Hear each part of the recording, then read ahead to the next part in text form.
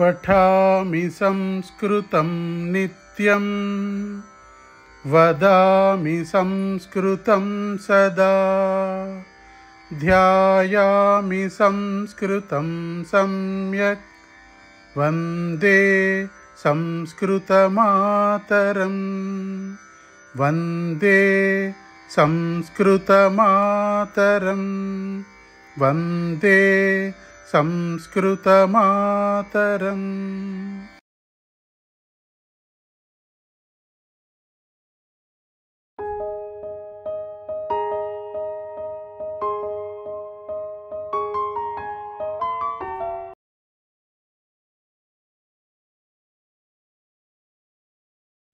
ध्येयमन्त्रः ध्येयमन्त्रः पठामि संस्कृतं नित्यं वदामि संस्कृतं सदा ध्यायामि संस्कृतं सम्यक् वन्दे संस्कृतमातरं संस्कृतस्य प्रसाराय नैजं सर्वं ददाम्यहं संस्कृतस्य सदा भक्तो वन्दे संस्कृतमातरं संस्कृतस्य कृते जीवन् संस्कृतस्य कृते यजन् आत्मानमाहुतं मन्ये वन्दे संस्कृतमातरं वन्दे संस्कृतमातरं वन्दे संस्कृतमातरं। धन्यवादः महोदय। ధన్యవాదాः. సో ఎక్సర్సైజ్ పార్ట్కి వెళ్లే ముందు అన్వయాలు కంప్లీట్ చేసేసుకుందాము. పేజ్ నెంబర్ తీసుకోండి. మొన్న 3 అన్వయ శ్లోకాల్లో 3 ఒకటి చెప్పుకున్నాం. భక్త్యా గురౌ మయ్యి అనుకంపయాచ ప్రీతాస్మి తే వరం వృణీష్వ ప్రీతాస్మి పుత్ర తే వరం వృణీష్వ అది అయిపోయింది. తర్వాత కంటిన్యూషన్, దాంట్లో సమస్త పదాలు ఏమీ లేవు. తర్వాత కంటిన్యూషన్ ఏముంటుందంటే ఒక వాక్యంతో స్టార్ట్ అయింది.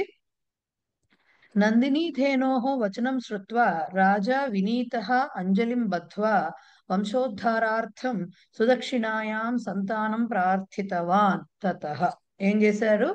నందినీధేనోః వచనం శ్రుత్వా ప్రీతాస్మి పుత్ర వరం వృణీష్వ అనే మాట విని రాజా వినీతః అంటే వినమ్రుడై, అంటే వినయంతో కూడిన వాడై, అంజలిం బద్ధ్వా అంజలి ఘటించడం అంటారు. చేతులు రెండు దోసిట్లు అంటే మూసి, చేతులు రెండు మూసి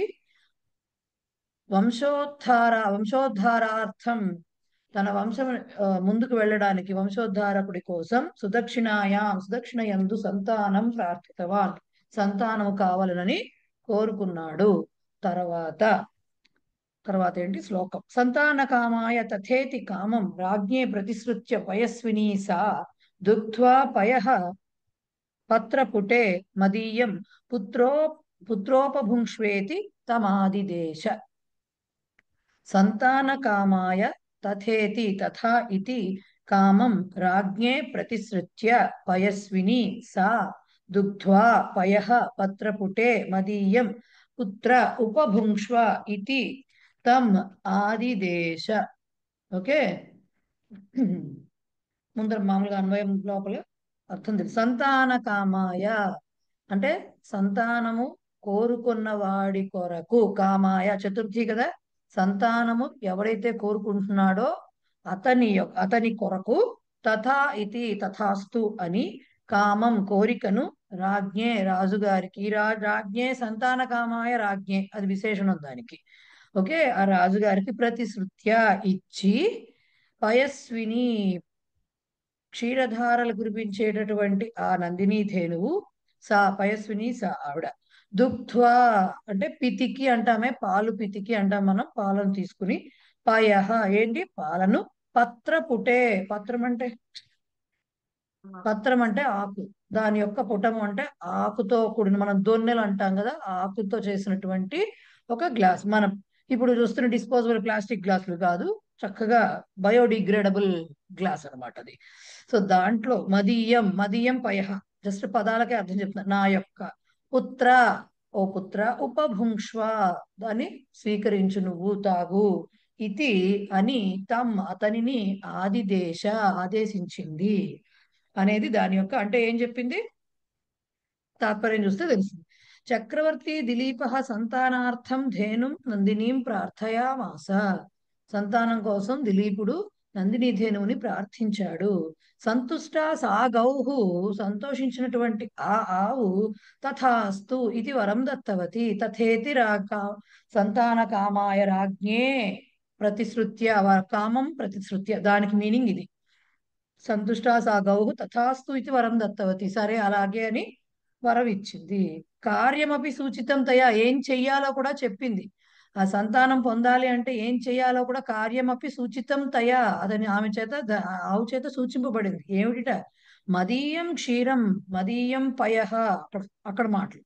పర్ణానాం పాత్రే పత్రపుటే, నా పాలను ఆకులతో చేసినటువంటి ఆ పాత్రలో దుగ్ధ్వా పితికి దాంట్లో తీసుకుని నువ్వు తతః పిబ తర్వాత తాగు, ఇది రాజానం రాజుని సా అసూచయత్, ఆవిడ సూచించింది. ఇది దాని యొక్క అర్థం. సో బాబు నాయన ఏమిటి నీ కోరిక ఏమిటో కోరుకొని నేను ఏంటి ఆ, కేవలానాం పయసాం ప్రసూతి నా అవేహి, ప్రసూతిం నా అవేహి అని చెప్పింది కదా. నేను కోరిన కోరికలను తీర్చేదాన్ని కూడాను అని చెప్పినప్పుడు ఈయన వరం కోరుకోమంటే నాకు సంతానం కావాలి, నా భార్య అయిన సుదక్షిణ యందు అని అడిగాడు. అప్పుడు అలాగే అని చెప్పి ఆవిడ ఏం చేసిందంటే, నువ్వు ఏం చేయి అలాగే కలుగుతుంది నీకు, దానికోసం నువ్వు చేయవలసిన పని ఏమిటంటే నా పాలను ఒక ఆకు పాత్రలో నువ్వు పిండుకుని దాన్ని తాగు, నువ్వు తాగితే దానివల్ల నీకు సంతానం కలుగుతుంది అని ఆవిడ వరం ఇచ్చింది. సో ఇప్పుడు దీంట్లో క్రియాపదం రెండు ఉన్నాయి, క్రియాపదాలు. ఒకటి మధ్యమ పురుష క్రియాపదం, ఒకటి మామూలు ప్రథమ పురుష క్రియాపదం. ఫస్ట్ ఏమో రెండో క్రియాపదం వచ్చింది ఉపభుంక్ష్వ అని, తర్వాత ఏమో ఆదిదేశ అనే క్రియాపదం వచ్చింది. సో ఆదిదేశ నుంచి తీసుకుందాం. ఆదిదేశ అంటే ఆజ్ఞాపితవాన్ ఆర్ ఆజ్ఞాపితవతి, ఇక్కడ ధేనువు కాబట్టి ఆజ్ఞాపితవతి, ఆజ్ఞాపించింది. ఎవరు? కా ఆదిదేశ, సా, సా అని మాత్రమే ఇచ్చారు, నందిని అని గాని ధేను అని గాని ఇవ్వలేదు, సా అని ఇచ్చారు. కీదృశీ సా, ఎలాంటి ఆవిడ? పయస్విని, పాల పాలను ఇచ్చేటటువంటి అని అర్థం. సో కీదృశీ సా పయస్విని సా, ఎవరిని ఆదేశించింది? కం ఆదిదేశ, అక్కడ కూడా దిలీపుడు అని చెప్పట్ల, తం ఆదిదేశ అని మాత్రమే చెప్పి, తం ఆదిదేశ అని చెప్పారు. ఏం చేసి చెప్పింది? కిం కృత్వా ఆదిదేశ అంటే అక్కడ లబంతం ఒకటి ఉంది, ప్రతిశ్రుత్య ఇచ్చి అని అర్థం అనమాట. సో కిం కృత్వా ఆదిదేశ ప్రతిశ్రుత్య, ఇచ్చి అనగానే ఏమి ఇచ్చింది? కం ప్రతిశ్రుత్య కామం, కోరికని ఇచ్చింది, అంటే వరాన్ని ఇచ్చింది, ఆ కోరిక తీరాలనేటటువంటి ఆజ్ఞని ఇచ్చింది. సో కామం ప్రతిశ్రుత్య, ఎవరికి ఇచ్చింది ఇప్పుడు ఈ కోరికని తీరాలనే వరాన్ని? ఎవరికి ఇచ్చింది? రాజుగారికి ఇచ్చింది. సో కస్మై ప్రతిశ్రుత్య రాజ్ఞే, రాజ్ఞే అనేది చతుర్థి విభక్తి ఏకవచనం రాజన్ శబ్దంలో. సో రాజ్ఞే ప్రతిశ్రుత్య, ఈ రాజుగారికి ఇప్పుడు ఒక విశేషణం ఉంది, సంతానము కోరుతున్నటువంటి రాజుకి ఇచ్చింది. సో కీదృశాయ రాజ్ఞే, కీదృశాయ పెట్టాలిగా, చతుర్థి పెట్టాలిగా మరి. సో కీదృశాయ రాజ్ఞే సంతాన కామాయ రాజ్ఞే, ఏమని చెప్పింది? కిం ఇతి ప్రతిశ్రుత్య. ఓకే, కిం ఇది అది ప్రతిశ్రుతి ఏమని చెప్పింది? తథా ఇది, తథాస్తు అని చెప్పింది ఫస్ట్. ఓకే, తథాస్తు అని చెప్పింది. సో ఆదిదేశ ఆదేశించింది. కా ఆదిదేశ? సా ఆదిదేశ. కీదృశీ సా పయస్విని సా. కం ఆదిదేశ? తం ఆదిదేశ. కిం కృత్వా ఆదిదేశ? ప్రతిశ్రుత్య. కం ప్రతిశ్రుత్య? కామం ప్రతిశ్రుత్య. ఓకే, కామం ఆర్ కిం ప్రతిశ్రుత్య, కామం ప్రతిశ్రుత్య. కామం ప్రతిశ్రుత్య అంటే ఎవరికి ఇచ్చింది? కస్మై ప్రతిశ్రుత్య రాజ్ఞే ప్రతిశ్రుత్య. సో కీదృశాయ రాజ్ఞే సంతాన కామాయ రాజ్ఞే కిం ఇతి ప్రతిశ్రుత్య తథా ఇతి, తథేతి అన్నదిగా తథా ఇతి. సో తథా ఇతి సంతాన కామాయ రాజ్ఞే కామం ప్రతిశ్రుత్య పయస్విని సా ఆదిదేశ తథాస్తు అని సంతానం కోరుతున్నటువంటి రాజుకి చెప్పి, రాజుకి వరాన్ని ఇచ్చి ఆవిడ అంటే క్షీరద, పయస్విని అంటే అదే కదా క్షీరద అయినటువంటి ఆ నందిని ధేనువు అతన్ని ఆదేశించింది అనేది ఫస్ట్ వాక్యం. ఏం ఆదేశించింది చెప్పడానికి? అప్పుడు నెక్స్ట్ వాక్యం వచ్చింది. అక్కడ క్రియాపదం ఏంటి మనకి? ఉపభుంక్ష్వ, మధ్యమ పురుష క్రియాపదం. అంటే స్వీకురు తీసుకో, గ్రహించు అని అర్థం. సో ఉపభుంక్ష్వ స్వీకురు క్రియాపదం అయితే కహ ఉపభుంక్ష్వ ఇక్కడ ఇవ్వలేదు కాబట్టి త్వం అధ్యాహారం చేసుకుంటాం, మధ్యమ పురుష కాబట్టి అది. సో త్వం ఉపభుంక్ష్వ ఏం తాగాలి, అదే ఏం స్వీకరించాలి. కిం ఉపభుంక్ష్వ పయః అనేది కూడా సకారాంత నపుంసకలింగ శబ్దం, అందుకని కిం ఉపభుంక్ష్వ పయః ఉపభుంక్ష్వ. ఓకే, పయః ఎలాగది, ఎవరి ఎవరి పాలు అవి. సో పయః అనే దానికి విశేషణం ఏంటి, మదీయం నావైనటువంటి పాలు, నాకు సంబంధించినటువంటి పాలు. కాబట్టి కీదృశం పయః మదీయం పయః. ఓకే, ఏం చేసి పాలు తాగడం అంటే టంగమని వచ్చేస్తాయండి, పాల ప్యాకెట్లు కాదు కదా, మరి అప్పుడు ఉన్నవి పాల ప్యాకెట్లు లేవు కదా అప్పుడు. సో ఇప్పుడు అందుకని ఏం చెయ్యాలి, దానికోసం కిం కృత్వా ఉపభుంక్ష్వ దుగ్ధ్వా, దుగ్ధ్వా పితికి దుగ్ధ్వా ఉపభుంక్ష్వ. దేంట్లో తీసుకోమని చెప్పింది అది కూడా చెప్పింది ఆవిడ. నువ్వు ఎక్కడ ఇక్కడ గిన్నెలు దొన్నె ఏమి లేవే గ్లాసులు అనుకుంటావేమో, ఇగో ఇది చెయ్యని అది కూడా ఆవిడే చెప్పింది. రైట్. సో కస్మిన్ దుగ్ధ్వా పత్రపుటే దుగ్ధ్వా. ఓకే, అసలు మనకు ఫస్ట్ రూల్ చెప్పింది ఏంటి, సంబోధన ఉంటే ముందర చెప్పాలి అన్నారు, వీళ్ళు లాస్ట్కి రాశారు. సో పుత్ర అనేది వత్స ముందు రాసేసుకుంటే, ఎక్కడ రెండో వాక్యం రాస్తామే దానికి ముందర ఉపభుంక్ష్వాకి ముందర రాసేస్తే సరిపోతుంది. సో పుత్ర వత్స ఉపభుంక్ష్వ స్వీకురు. కహ ఉపభుంక్ష్వ త్వం ఉపభుంక్ష్వ. కిం ఉపభుంక్ష్వ పయః ఉపభుంక్ష్వ. కీదృశం పయః మదీయం పయః. కస్మిన్ కిం కృత్వా ఉపభుంక్ష్వ దుగ్ధ్వా. ఓకే, కస్మిన్ దుగ్ధ్వా పత్రపుటే. ఓకే, అక్కడ వరకు అయిపోయింది అనమాట. సో పుత్ర మదీయం పయః పత్రపుటే దుగ్ధ్వా ఉపభుంక్ష్వ, ఇది ఆవిడ చెప్పినటువంటి ఆదేశం అన్నమాట. రైట్. సో దీంట్లో ఇప్పుడు సమాసాలు ఏమున్నాయి, రెండే ఉన్నాయి మీ అదృష్టం కొద్దీ. ఒక్క నిమిషం, ఒక చిన్న డౌట్. చెప్పండి. శ్రు అనే ధాతువు మనం వినటానికి వాడతాం కదా, ఇవ్వటానికి వాడం కదా, దదాతి కదా. ప్రతి అనే దానికి వినిపించి అనే అర్థం తీసుకోవచ్చు, దీనికి ఇచ్చి అనేది కూడా ఉంది. ఓకే, ప్రతి రెండు సూచ్యకి. ఎప్పుడైతే ఉపసర్గ చేరిందో దాని మీనింగ్ ఎట్టా మారుతుందో మనం చెప్పలేం సార్. అవునవును, ఓకే. రైట్ ప్రతి సూచ్య. Okay okay right. సో దాంట్లో చూడండి, సంతాన కామాయ చతుర్థిలో ఉంది అది సమస్త పదం. సంతానం ఎవరైతే కోనుకుంటున్నాడో వాడు అని చెప్పి తర్వాత అతని కొరకు అని చెప్పాలి. సో సంతానం కామయతే ఇది సంతాన కామః. ఇదేమవుతుంది మనకి, కామయతే ఇది అంటే జలం దదాతి ఇది జలదహ, అలాగా ఉపపద సమాసం అవుతుంది. వాళ్ళు సమాసం పేరు ఇవ్వలేదు అక్కడ మీకు, అందుకని చెప్తున్నా. సంతానం కామయతే ఇది సంతాన కామః, జలం దదాతి ఇది జలదః, శాస్త్రం జానాతి ఇది శాస్త్రజ్ఞః, అలాగా ఇది కూడా ఉపపద సమాసం. సంతానం కామయతే ఇది సంతాన కామః తస్మై సంతాన కామాయ అవుతుంది. సో సమాసం పేరేమిటి ఇక్కడ అని అడిగితే ఇవ్వలేదు, నోట్ చేసుకోండి, గబుక్కుని అడిగితే రాయడానికి ఉపపద సమాస. రైట్. నెక్స్ట్ పత్రపుటే అని ఇచ్చారు. ఆ పుట్టం అంటే దొన్నె పాత్ర, అది ఎట్లాంటిది, పత్రాలతో చేసింది, ఆకులతో చేసింది. సో దానికి సంబంధించింది కాబట్టి పత్రాణం పుటం పత్రపుటం తస్మిన్ పత్రపుటే. ఇదేమవుతుంది, షష్ఠీ తత్పురుషం అయిపోతుంది. Right, clear. ఎస్. ఇంకా లాస్ట్ శ్లోకంకి ముందర కొంచెం ఉపోద్ఘాతం, అంటే మధ్యలో శ్లోకాలు ఉండుంటాయి, దాన్ని మొత్తం శ్లోకాలు అక్కర్లేదని దాన్ని జస్ట్ ఒక జిస్ట్ ఇచ్చేసారు అక్కడ.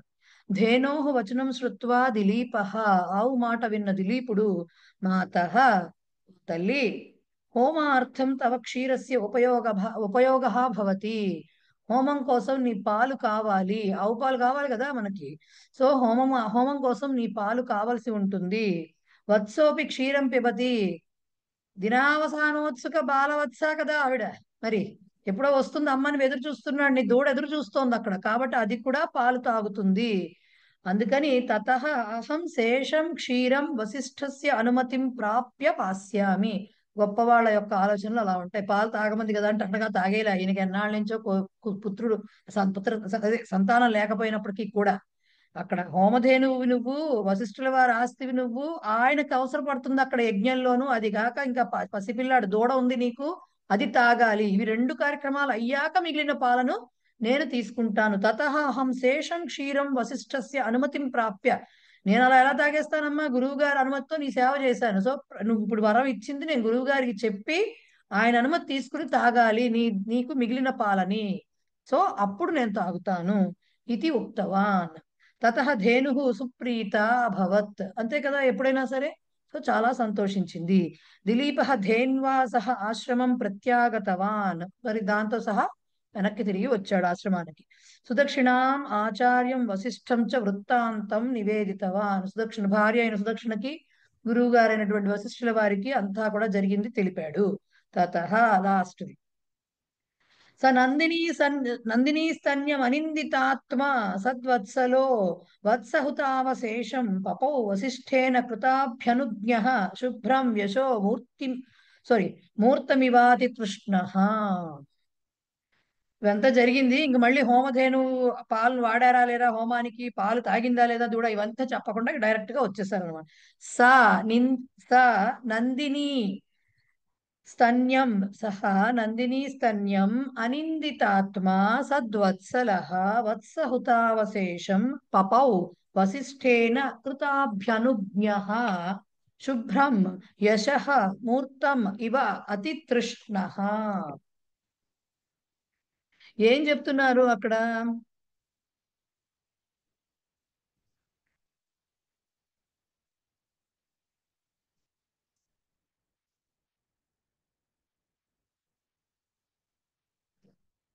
సహా అతడు, ఇక్కడ దిలీపుడికి విశేషణాలు వస్తాయండి వరకు కొన్ని. సహా అతడు నందిని స్తన్యం నందిని ధేను యొక్క పాలను అనిందితాత్మ, ఇది కూడా దిలీపుడికి విశేషణమే. అనిందితాత్మ అంటే ఏంటి? నింద అంటే ఏంటి? ఎవరైనా మనని నిందించడానికి, అంటే ఆ బ్లేమ్స్ ఏమైనా వచ్చినవి. అసలు నిందకి లోనవనటువంటి ఆత్మ కలిగిన వాడు అంటే అసలు ఏ పేరో ఎవరికి వేలెత్తి చూపే అవకాశం ఇవ్వని వాడు అనిందితాత్ముడు. అనిందితాత్మ అంటే నిందకు అవకాశం ఇవ్వనటువంటి ఆత్మ కలిగిన వాడు, అంటే ఎప్పుడు తననెవరు వేలెత్తి చూపే పని చేయని వాడు అనిందితాత్మ. సద్వత్సలహ. సద్వచన అంటే సత్ అంటే మీనింగ్ అర్థం ఏంటి మనకి? సత్ అంటే సజ్జనులకి ఉపయోగించేది కాబట్టి వాళ్ళ యందు ప్రేమ కలిగిన వాడు, వాత్సల్య భావం కలిగిన వాడు, అంటే వాళ్ళ యందు ప్రీతి కలిగిన వాడు. వత్స హుతావశేషం. వత్స హుత అవశేషం. వత్స అంటే దూడ తాగగా, అలాగే హుత అగ్నికి ఆహుతి అవగా, అంటే యజ్ఞానికి ఉపయోగపడగా మిగిలినటువంటి అవశేషం, మిగిలిన దానిని పపౌ తాగాడు. ఎలా? వశిష్ఠేన కృతాభ్యనుజ్ఞ. వశిష్ఠుల వారి చేత కృతాభ్యనుజ్ఞ అంటే ఆదేశింపబడిన వాడై, అది కూడా ఆయనకు విశేషణమే. ఆయన చేత ఇప్పుడు నువ్వు తాగవయ్యా దిలీప, నువ్వు తాగి పాలు తాగని ఆయన ఆదేశించాటిని. అలా ఆయన అనుజ్ఞను పొందిన వాడై, ఆయన అనుమతిని పొందిన వాడై, ఓకే, శుభ్రం చక్కటి స్వచ్ఛంగా ఉన్నటువంటి యశః మూర్తం ఇవ. సాక్షాత్తు కీర్తి, మచ్చలేని కీర్తి అంటారు చూడండి, అట్లాగా కీర్తి సాక్షాత్తు మూర్తి భవించినట్లుగా ఉన్నటువంటి ఆ పాలను అతితృష్ణ తాగాడు. ఎవరు? అతితృష్ణ. ఇది కూడా దిలీపుడికి విశేషణమే. చాలా ఆశ కలిగించింది. అదే ఆశతో కదా ఇన్నాళ్ళు దానికి సేవ చేశాడు, ఆఖరికి ఆత్మార్పణకు కూడా సిద్ధమయ్యాడు కదా. సో సంతానం పొందవలనటువంటి ఎక్కువగా ఆశపడుతున్నటువంటి దిలీపుడు అని దానికి అర్థం. తాత్పర్యం చూడండి. అన్యే ద్యుహు, వీళ్ళు వచ్చేసిన తర్వాత రోజు, వీళ్ళు వచ్చేసారు కదా, మరి డే అయిపోయింది, ఎండ్ ఆఫ్ ద డే అక్కడ. సో యజ్ఞాలు యాగాలు ఇంకా అప్పుడు జరగవు కదా, నెక్స్ట్ డే. అన్యే ద్యుహు పరే ద్యుహు పరే ద్యవి అన్యే ద్యవి, ఇవన్నీ కూడా పరస్మిన్ దినే అన్యస్మిన్ దినే, అన్నీ కూడా ఒకటే, మరుసటి రోజు, ద నెక్స్ట్ డే అంటామే, అప్పుడు దానికి వర్తిస్తుంది. వశిష్ఠాశ్రమే అగ్నిహోత్ర విధి సమాప్త. ఆ రోజు చేయాల్సిన అనుష్ఠాన కార్యక్రమాలు, అగ్నిహోత్రాలు అన్ని అయిపోయినాయి ఆ రోజు పొద్దున్న. వత్సోపి క్షీరం పీతవాన్, ఈ రెండు దీనికి కలిపి వత్సహుతావశేషం దానికి అయిపోయింది. ఓకే, సో అది కూడా అయిపోయింది, దూడ కూడా పాలు తాగేసింది. తతో దిలీప అవశిష్టం క్షీరం హుతావశేషం క్షీరం. ఓన్లీ వత్సహుతావశేషం అనే పదానికి 2.5 లైన్ల ఇది రాయాల్సి వచ్చింది మనం రాసినప్పుడు తాత్పర్యం. That is the power of సమాసాస్. ఓకే, అవశిష్టం క్షీరం వశిష్ఠస్య అనుమతిం సంప్రాప్య అపిబత్ వశిష్ఠేన కృతాభ్యనుజ్ఞ పపౌ. ఓకే, దాన్ని తాగాడు. అనుమతిం ప్రాప్య క్షీరం అతీవ స్వచ్ఛం శ్వేతంచ ఆసీత్, పాలు చాలా స్వచ్ఛంగా శుభ్రంగా తెల్లగా ఉన్నాయట.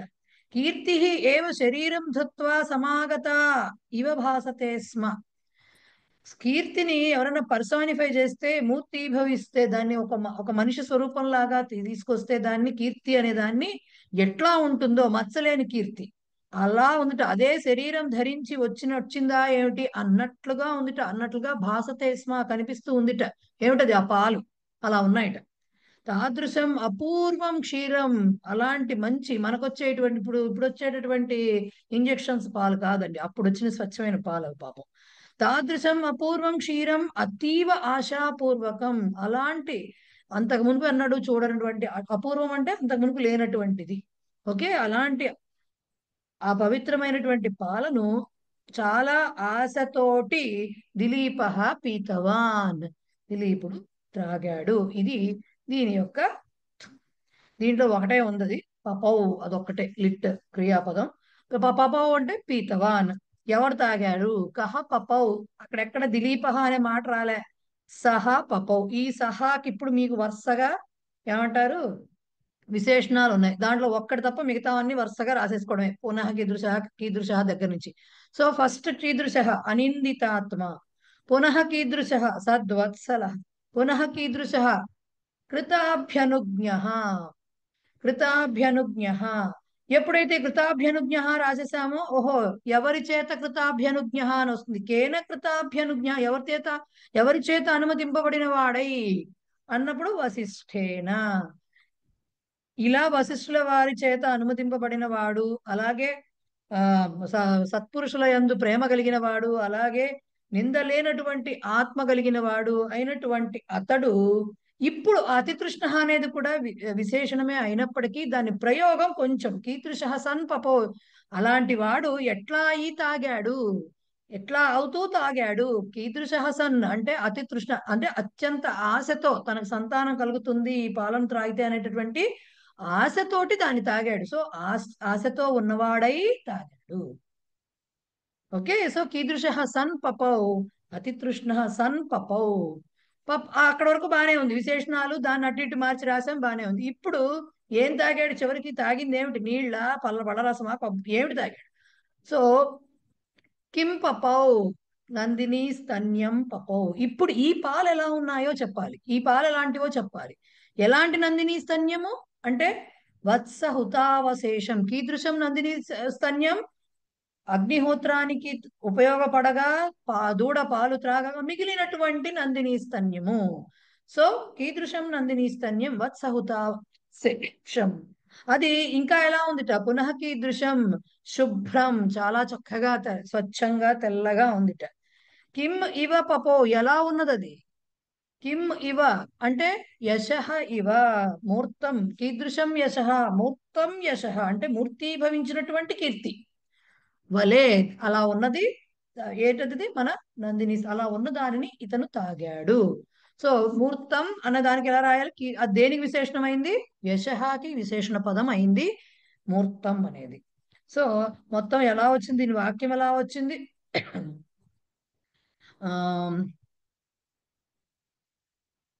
సహ అనిందితాత్మ और अनिंदितात्मा सद्वत्सलः वसिष्ठेन कृताभ्यनुज्ञः सह अतिकृष्णः सन् वत्सहुतावशेषं शुभ्रं यशः इव मूर्तं నందిని స్తన్యం పపౌ,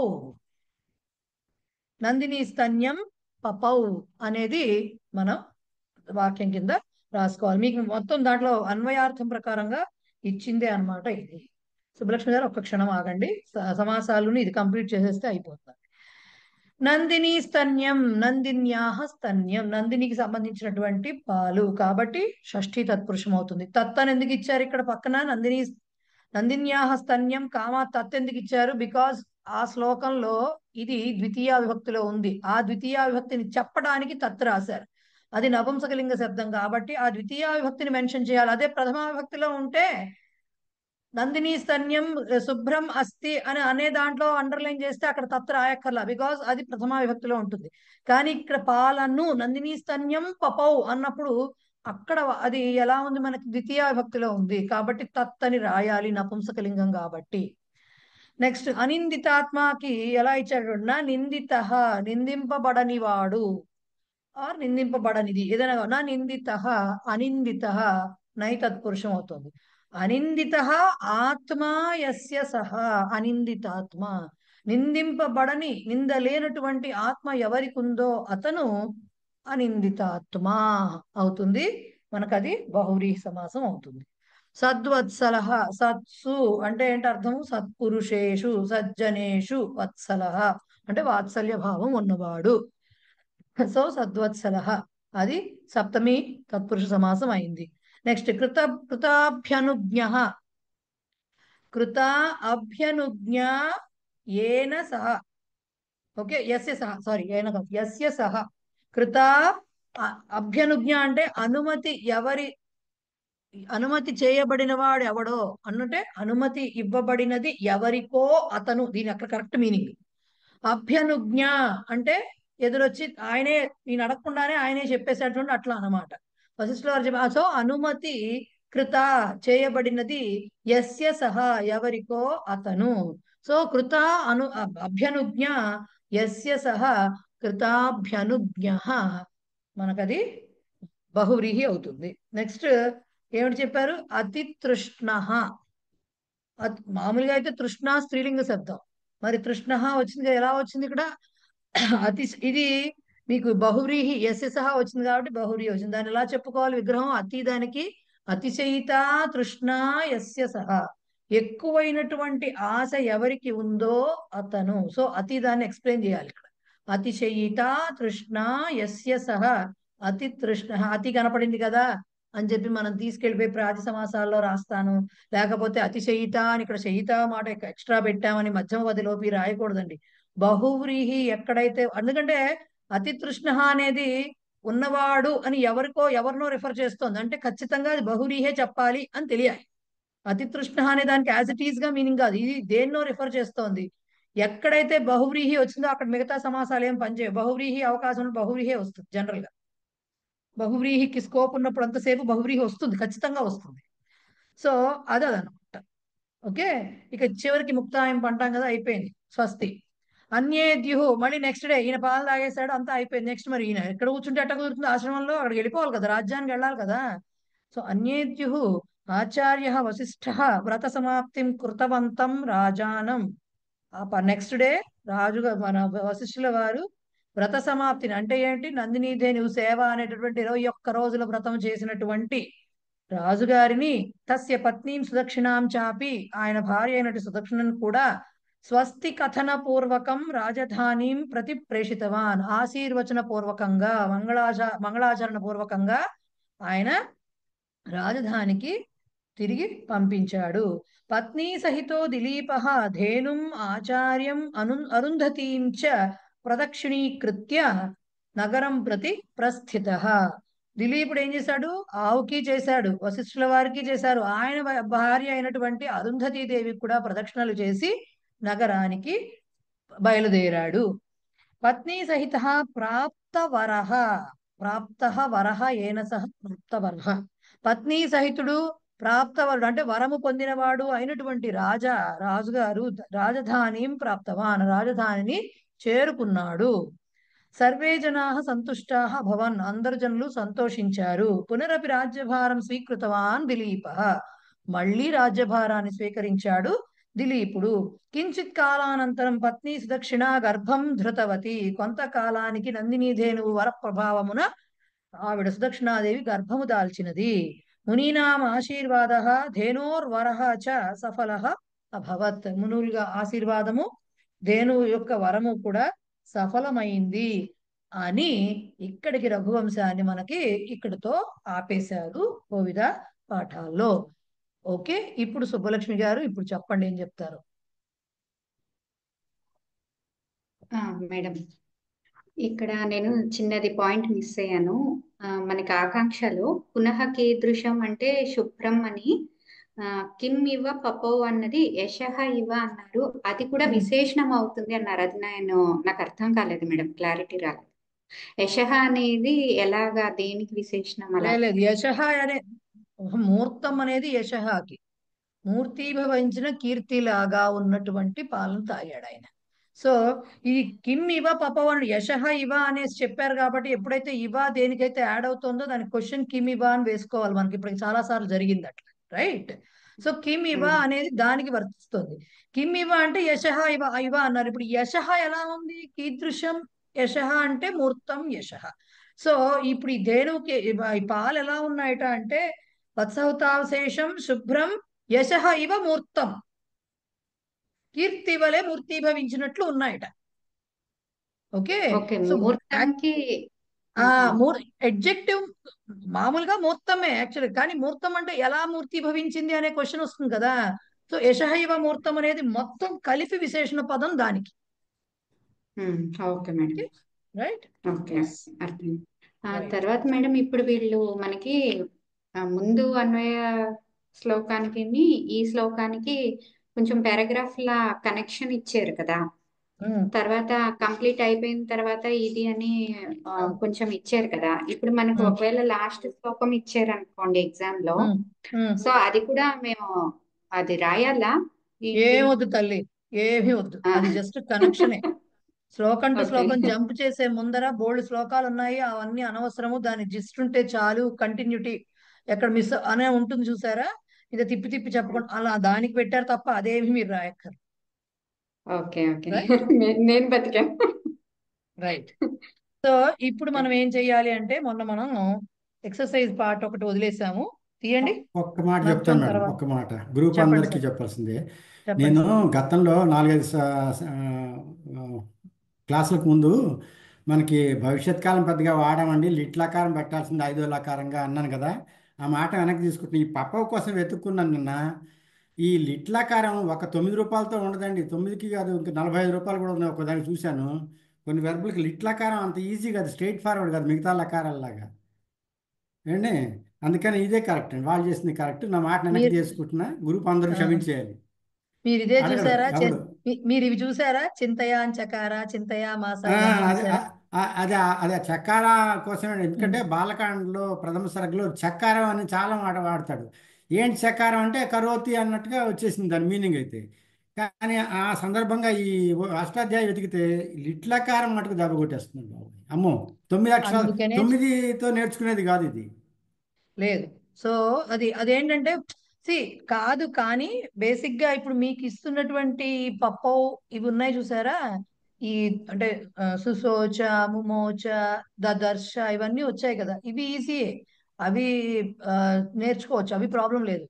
ఈ చింతయా మాస ఆర్ ఇప్పుడు ఇందాక కూడా ఏదో వచ్చింది, ప్రాప్త ఏదో వచ్చింది, మాస వచ్చింది ఒకటి ఇట్లా నిజగాథ ఇందాక. ఒకటి ఉంది కదా, అది కూడా అలాంటిదే. ఆ? నిజగాథ నిజగాథ ఈజ్ సింహం నిజగాథ అది నిజగాథ ఈజ్ డిఫరెంట్, అది వేరు మళ్ళీ. ఈ చకార ఆర్ మాస, ఆ మాస చకార అని వచ్చేవి మాత్రం అవి వేరే ప్రత్యయాలు యాడ్ అవుతాయి వాటికి, అవి వేరు కంప్లీట్ గా. అవి వచ్చినప్పుడు కూడా యాక్చువల్ గా నేర్చుకోవడం తేలికే, అవి కూడా నేర్చుకోవడం. ఒక 2-3 వస్తే కొన్నింటికి రాసేయగలుగుతాం. బట్ అవన్నీ ఇప్పుడు చెప్తే కన్ఫ్యూజ్ అయిపోరు. లిట్ అందుకని చెప్పరు, ఎక్కడ లిట్ చెప్పరు, అవునండి, మంచి పని లిట్ చేశారు. చెప్పరు. ఇప్పుడు లిట్ అందుకని చెప్పరు, ఈ సంస్కృతం. మధ్య మానేశారు. మేము బట్టి కొట్టాం అప్పట్లో ఇప్పుడు గుర్తులేవు కానీ అప్పట్లో చిన్నప్పుడు బట్టి కొట్టించారు మా చేత, అది కూడా. సరే, ఓకే, ఫైన్. మేడం ఏంటండి? ఒక్క డౌట్ అండి, చెప్పండి. ఒక్క డౌట్. ఇక్కడ మనకి ఆ కనెక్షన్ దాంట్లోని వాళ్ళు ఇచ్చింది తతః ధేనుః సుప్రీత అభవత్ అన్నారు. సుప్రీత అంటే శోభనా ప్రీత అలా రాయొచ్చా సమాసం? రాయొచ్చు. Okay, thank you. Right. So exercise part తీయండి. అధో నిర్దిష్టాని విగ్రహవాక్యాన్ని అవలంబ్య సమస్త పదాన్ని లిఖత. దేవరాయ ఇతి రాజా ఏమవుతుంది సమస్త పదం?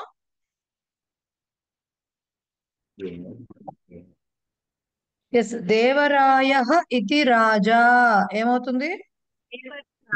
దేవరాయ రాజా. దేవరాయ రాజా. కరెక్ట్, దేవరాయ రాజః అవుతుంది. రాజః. దేవరాయ రాజః అవుతుంది. అది మనకి సంభావనాపూర్వ పదం అవుతుంది. గణానాం రాజా, ఇది ఎందుకు ఇచ్చారంటే సమస్త పదం కోసం ఒక్క నిమిషం, సమస్త పదం కోసం ఇవ్వలేదండి, మీకు ముందర కొన్ని రూల్స్ చెప్పారు కదా, దాన్ని అప్లై చేయడానికి కోసం అవునవును. ఇచ్చారు. అంతకుమించి సో సమస్త పదం అక్కర్లేదు, ఐ మీన్ సమాసం ఏమిటో అక్కర్లేదు, కానీ సమస్త పదంగా గణానాం రాజా గణరాజः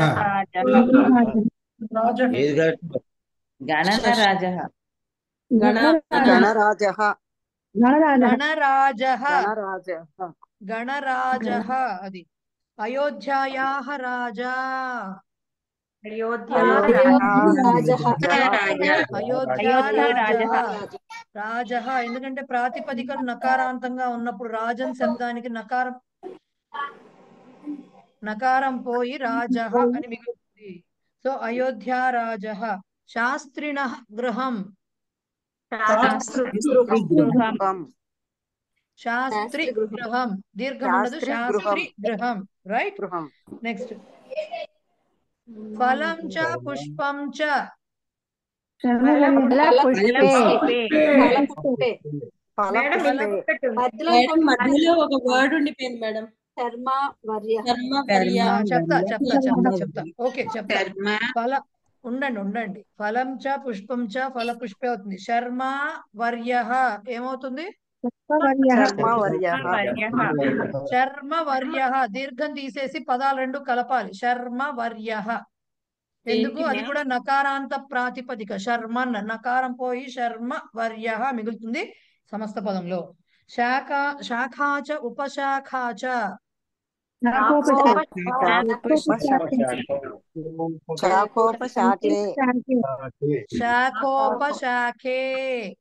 శాఖోపశాఖే ద్వివచనం చెప్పేటప్పుడు అది స్త్రీలింగంలో ఉంది, ఆకారాంతంగా ఉంది కాబట్టి శాఖే వస్తుంది. శాఖోపశాఖే ఉపశాఖే.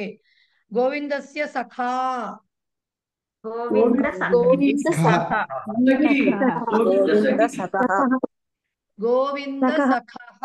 గోవింద సఖః ఉత్తమః సఖా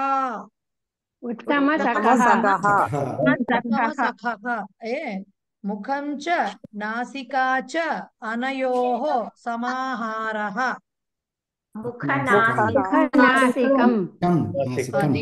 ముఖనాసికం ఎప్పుడైతే ముఖం చ నాసికా చ ఆపేస్తే ముఖనాసికే అవుతుంది, అది ఇతరేతర ద్వంద్వం.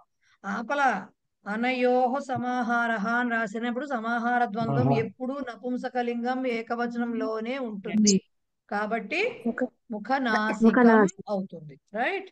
ఒక్క నిమిషం సుబ్బలక్ష్మి గారు చెప్పండి. మేడం ఇక్కడ శర్మ వర్య అది అసలు ఏ సమాసంలోకి వచ్చిందండి నాకు? అది శర్మ అంటే అది మీకు ఇది ఆమ్రవృక్ష ప్రథమ సంభావనా ఏకవచనం. పూర్వపదం. శర్మ ఇతి వర్య. శర్మ శర్మ అనే అంటే గౌరవనీయుడు. గౌరవ వర్య అంటే గౌరవనీయుడు అని అర్థం. ఆర్య వర్య అన్నప్పుడు ముఖ్యమంత్రి వర్యులు అంటాం కదా మనం, అట్లా అన్నమాట. అంటే శర్మ అనే గౌరవనీయులైన ఆయన్ని సంబోధిస్తున్నాము, జస్ట్ అలా తీసుకోమని అర్థమా? సంబోధించట్లేదు. సపోజ్ చెప్తాను, శ్రీనివాస శర్మ వర్య అన్నారు అనుకోండి, శ్రీనివాస శర్మ అనబడు అనేటటువంటి గౌరవనీయుడు అని చెప్పాలి. అది సంబోధన కాదు. శ్రీనివాస శర్మ వర్య వాళ్ళు మొత్తం మిగతా పేరు తీసేసి ఓన్లీ శర్మ అనే పేరు ఉంది అనుకోండి, శర్మ అనే శర్మ గారు అంటామే మనము, శర్మ గారు అంటామా మనము.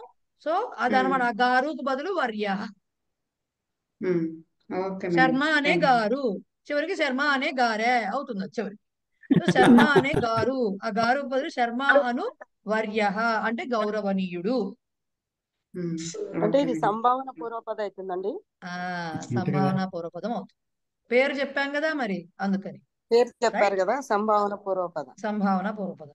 వాళ్ళు ఎందుకు చెప్పారు శర్మ అనే పేరు అంటే, శర్మ నకారాంత శబ్దం కాబట్టి అప్పుడు మనకి దానికి ఇది రావాలి కదా, మరి నకారం లోపించాలి ప్రాతిపదికల్లో, ఆ దీర్ఘం ఉండదు, అప్పుడు శర్మ అని ఉండదు, శర్మన్ లో నకారం పోతే శర్మ మిగులుతుందని చెప్పడానికి చెప్పారు. రైట్. సరే నెక్స్ట్. అధో నిర్దిష్టేషు పదేషు నత్వస్య కిం నిమిత్తం పూర్వతన వర్ణశ్చ కః ఇతి లిఖత. ఏమడుగుతున్నారో క్లియర్ గా వినండి. నిమిత్తం అన్న చోట నత్వం రావడానికి నిమిత్తాలు మూడే ఉంటాయి. రేఫ, రుకార, షకారాలు మూడిట్లో ఏదో ఒకటి ఉండాలి. దానికి నిమిత్తం పూర్వతన వర్ణం అంటే ఆ నాకి పూర్వతన వర్ణం ఏముందో చెప్పాలన్నమాట. నాకి పూర్వతన వర్ణం ఆర్ నా దేనికైతే వచ్చిందో దానికి పూర్వతన వర్ణం అంటే ముందున్నటువంటి వర్ణం. దానికి ముందున్న లెటర్ ఏంటో చెప్పాలట. సో క్షత్రియేణ అనే చోట రేఫ ఎక్కడ ఉంది? రేఫ అనేది నిమిత్తం వచ్చింది అక్కడ. త్రీ అనే దాంట్లో రకారం అదే రేఫ వచ్చింది. దాని పూర్వ ఆ రేఫ వచ్చే ముందు వర్ణం ఏంటి? తకారం. త్రీ కదా, త రా వచ్చింది. సో త అనేది తకారహ పూర్వతర వర్ణం అయింది. విష్ణువులో నిమిత్తం ఏంటి? షకారం షకారం. షకారం. షకారం పూర్వతర వర్ణం ఏంటి?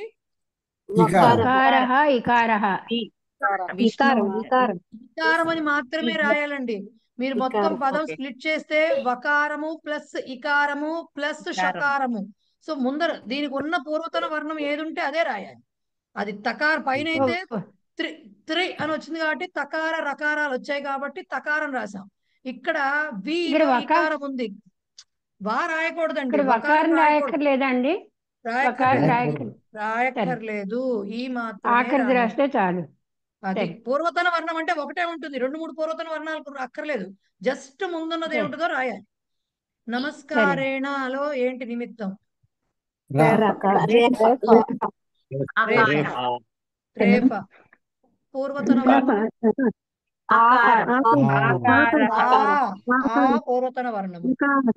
ముష్నాతిలో ఉండండి, మాట్లాడకండి. అడిగినప్పుడే దానికి సమాధానం చెప్పండి అంతే. ముష్నాతిలో నిమిత్తం ఏమిటి? షకారః. పూర్వతన వర్ణం ఏమిటి? ఉకారః. ఉకారః. కృణాలో నిమిత్తం ఏమిటి? రేఫ నిమిత్తం. నిమిత్తము రేఫ. పూర్వతన వర్ణం ఏమిటి?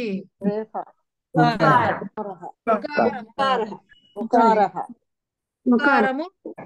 ఉకారము. క్రమాణంలో నిమిత్తం ఏమిటి? రేఫ. పూర్వతన వర్ణం ఏమిటి? కకారః.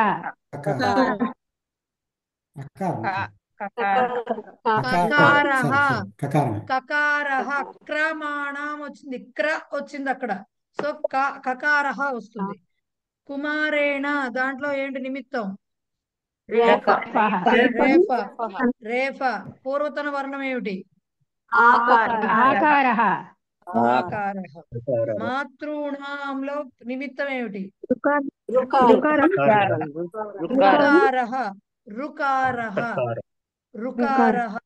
పూర్వతన వర్ణం ఏమిటి? తకారః.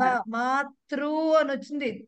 తకారం. అది తాకి రూ మాత్ర వచ్చింది కాబట్టి తకారం రాయాలి అక్కడ. చిత్రకారాణం రేఫ నిమిత్తం. పూర్వతర వర్ణం ఏంటి?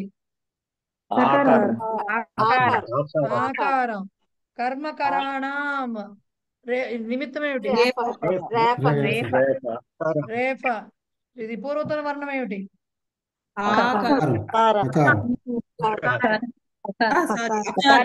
అకారము. ఒక్క నిమిషం ఆగండి అందరూ. అకారము. కరాణంలో కా ఉంది, కాలో ఆ ఉంది, ప్లస్ ఆ రాకి రేఫకి ముందర అకారం ఉంది, కకారం కాదు ఆ ఉంది. క్షామేణ.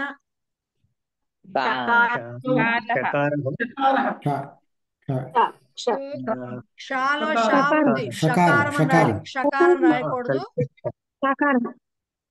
షకారం రాయాలి. నిమిత్తము. పూర్వతన వర్ణం ఏంటి? నకారః. నకారః. ఇక తర్వాత నిమిత్త నకారయోః మధ్యే కే వర్ణాః సంతి లిఖత. ఇది మీరు చేసుకోవాల్సిన ఎక్సర్సైజ్, రైట్? మేడం ఇందులోనే ఒక డౌట్ మేడం. ఒక్క నిమిషం, వచ్చే ముందర ఒక్క నిమిషం. ఎలా రాయాలో నేను రామాయణంలో చూడండి, మొత్తం స్ప్లిట్ చేసినప్పుడు మనం స్లైడ్స్ లో కూడా చెప్పుకున్నాం చూసారా. నిమిత్తానికేమో ఒక రంగు ఇచ్చాము, నత్వానికి మధ్యలో ఉండే లెటర్స్ ఏమున్నాయో వాటికి వేరే రంగులు ఇచ్చాము. సో కేవలం వాళ్ళు మొత్తం స్ప్లిట్ మిమ్మల్ని అడగట్లే. ఇక్కడ రామాయణంలో నిమిత్తం ఏమిటి? రకారం అంటే రేఫ. రేఫ తర్వాత నత్వం ఎక్కడొచ్చింది? నాలో, నా మూడో లెటర్ లో వచ్చింది. ఆ ఆ ణత్వానికి ముందర ఎన్ని అక్షరాలు వచ్చాయి?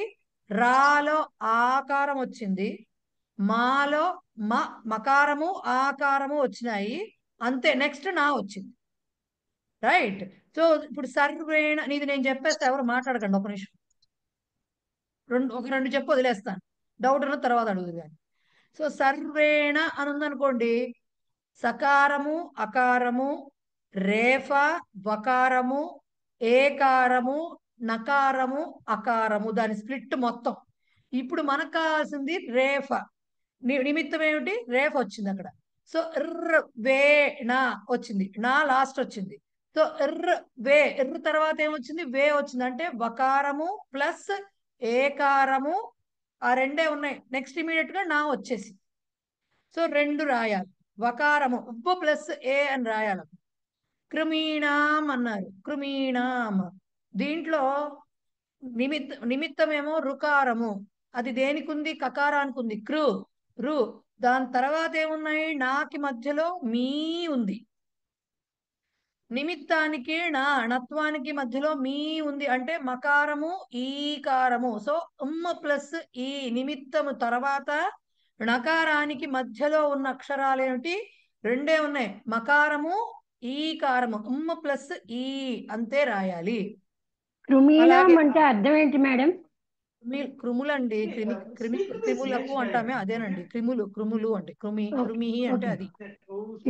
రైట్. క్రూ అని ఉంటే క్రీ అని తెలియలేదు నాకు. క్రూ. ఓకే. నెక్స్ట్ మృగాణం ఉందనుకోండి, దీంట్లో కూడా నిమిత్తం రుకారము తర్వాత నా మూడోది ఉంది, అంటే మధ్యలో రుకారానికి నిమిత్తమైన రుకారానికి ణత్వానికి మధ్యలో గా ఉంది, అంటే గకారము ఆకారము రెండే ఉన్నాయి. సో అలాగా ఇది మొత్తం రాసుకోవాలి. ఇప్పుడు లక్ష్మి గారు మీ డౌట్ ఏంటో చెప్పండి. దాంట్లో మీరు మ్యూట్ లో ఉంటారు లక్ష్మి గారు, నేను అందరినీ మ్యూట్ చేసి పెట్టాను, అన్మ్యూట్ చేసుకుని చెప్పాలి. సరే సరే. ఈ మృగాణంలోనే రుకారం తర్వాత ఉకారం కూడా ఉంది కదా మేడం, అది ఎందుకు చెప్పలేదు? ఊ తర్వాత కదా గా వచ్చి ఆ వస్తుంది. మృగాణం మృ తర్వాత ఉకారం ఉంది కదా, లేదా? ఎక్కడుంటుంది? మృ తర్వాత ఉకారం ఎక్కడుందండి? మృనే రూ మాత్రం కదండి, అది అరుకారం ఉంది. Okay okay okay. అరు కదా, మళ్ళీ రూ ఎక్కడి నుంచి వచ్చింది? లేదు sorry. Right. Okay. Okay Ramakrishna గారు చెప్పండి సార్. మేడం ఇది బాగలేదు, రెండోది బాగాలేదు. దాని ముందు దాంట్లో పూర్వతన వర్ణం అసలు పిక్చర్లో ఉండదు కదా మనకి. నత్వంలో నిమిత్తము నకారం మధ్యలో ఉన్నవే కదా కావాల్సింది. పూర్వతనం అంటే వాళ్ళు అడిగారండి, మనకి ఎందుకు? వాళ్ళు అడిగారు, రాస్తే పోలే. That's okay. అంటే నాకు అనుమానం వచ్చింది, ఎందుకు అడిగాడు పూర్వతన వర్ణం, దీనికేంటి కదా అని చెప్పి కంగారు పడ్డాను కాస్త. రాశానండి, కరెక్ట్ రాశాను. అంటే మీరు ఆ నిమిత్తాన్ని కరెక్ట్ గా గుర్తిస్తారా లేదా అనేది పాయింట్. ఇప్పుడు అది కాదు సార్. ఇప్పుడు ఆవిడ అన్నారు చూడండి, ఇప్పుడు ఒక నిమిషం, ఇప్పుడు జేవిఆర్ లక్ష్మి గారు అన్నారు చూడండి, అక్కడ ఉకారం ఉండాలి కదా అని డౌట్ వచ్చింది ఆవిడకి. ఇలాంటి డౌట్లు వస్తాయని, ఎందుకంటే ఉట్టి రేఫ్ అయితే వేరు, రూ వస్తుంది కదా మధ్యలో, రూ మాత్రం వస్తుంది. అది వచ్చినప్పుడు కరెక్ట్ గా గెస్ చేయగలరా లేరా, అక్కడ అక్కడ అక్కడ ఏం పెడతారు ఇదని చెప్పడానికి మాత్రమే అది పూర్వతన వర్ణం. మాత్ర అన్నారనుకోండి అక్కడ రేఫ్ అని చెప్పచ్చు. కానీ మాతృ అన్నారనుకోండి అక్కడ రుకారం అని చెప్పినప్పుడు పూర్వతన వర్ణం అప్పుడు తెలుస్తుంది రేఫ అది. ఎందుకంటే గుణింతాక్షరం కదా త్రు అనేది, అందుకని చెప్పుంటారు గుర్తించడానికి తప్ప, అంతమించి ఏం లేదు. తర్వాత అందులోనే చిత్రకారాణంలో రెండు సార్లు వస్తుంది రకారం. అదే ఒక రేఫ 2 సార్లు వస్తుంది రేఫ, కానీ రెండోదే రాయాలి, మొదటిది రాయకూడదు కదా. రాయకూడదు. నత్వానికి ముందు వచ్చేటటువంటి రేఫే అదే నిమిత్తమే తీసుకోవాలి. నత్వానికి ఇమీడియట్ గా ముందు ఏదైతే వస్తుందో దాని అదే ముందర ఇంకా పెద్ద పదం ఎంతైనా ఉండొచ్చు మనకి, బట్ నత్వానికి నిమిత్తానికి దగ్గరగా ఉన్నటువంటి మోస్ట్ నియరర్ ఏదైతే ఉందో, మోస్ట్ నియరెస్ట్ ఏదైతే ఉందో అదే తీసుకోవాలి నిమిత్తం కింద. Okay right. ఇంకా సో లాస్ట్ చూడండి ఎక్సర్సైజ్. లాస్ట్దేనా ఇది? లాస్ట్దే. ఇప్పుడు చెప్పండి. అధః దత్తానాం అశుద్ధ రూపాణాం పురతః శుద్ధాని రూపాణి లిఖత అన్నారండి. ఎగ్జాంపుల్ వాళ్ళే రాజా రామేణ అని ఇచ్చినప్పుడు అది కాదు, రాజా రామేణ రాయాలి, అక్కడ నత్వం వస్తోంది అని చెప్తున్నారు. ఇప్పుడు చక్రవాకానం అని ఉంది కదా, అక్కడ నా రావాలా ఎట్లా? ఒక నిమిషం, ఇది ఎలా నిర్ణయిస్తారు అంటే నిమిత్తం తర్వాత నకారానికి మధ్యలో వచ్చేవి వ్యవధాయక వర్ణాలు ఉన్నాయా అవ్యవధాయక వర్ణాలు ఉన్నాయా చూసుకుని దాని ప్రకారం చెప్పాలి. చక్రవాకానాం కరెక్టా, చక్రవాకాణం రావాలా? రావాలి ఇక్కడ. సో నత్వం అనే మాట వాడదాం ఇప్పటి నుంచి. నత్వం రావాలి అనే మాట వాడదాం, ఎందుకంటే నత్వం రావాలి, ఎందుకంటే కాను వాను ఉన్నాయి ఇక్కడ.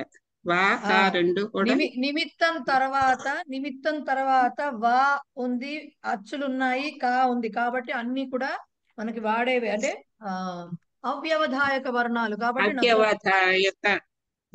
నరేషేణ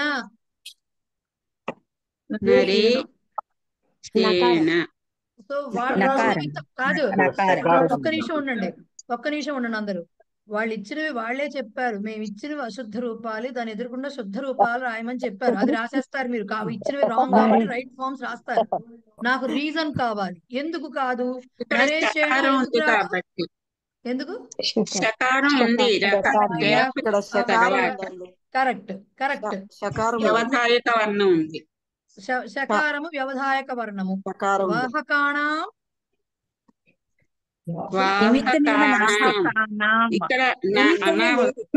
ఎవరో చెప్పారు ఆన్సర్, నిమిత్తమే లేదు అక్కడ, నిమిత్తమే లేదు దాంట్లో.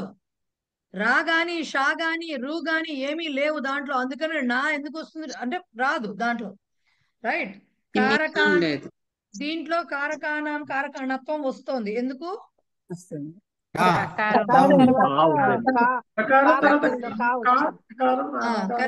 కరెక్ట్. ధర్మదర్శినాకి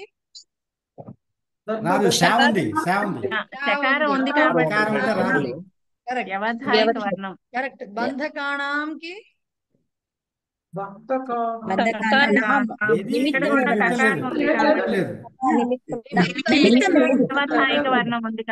లేదు, మధ్యలో నిమిత్తము లేదు. మరీచికాణంలోకి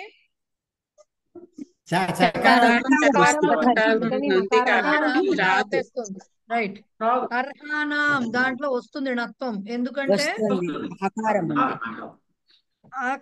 హకారం కాదు, హకారం ఉంది, అచ్చుంది, వచ్చేస్తుంది. మహిషీనాం దీంట్లో ఉంది కాబట్టి నా రావాలి. వారిజేణ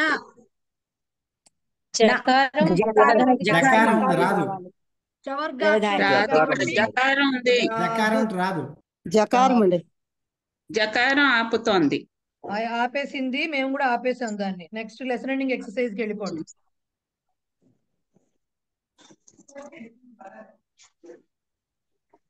విగ్రహ వాక్యాన్ని అవలంబ్య సమస్త పదం లిఖత. మళ్ళీ సేమ్ అండి. విదర్భ దేశస్య రాజా ఏమవుతుంది?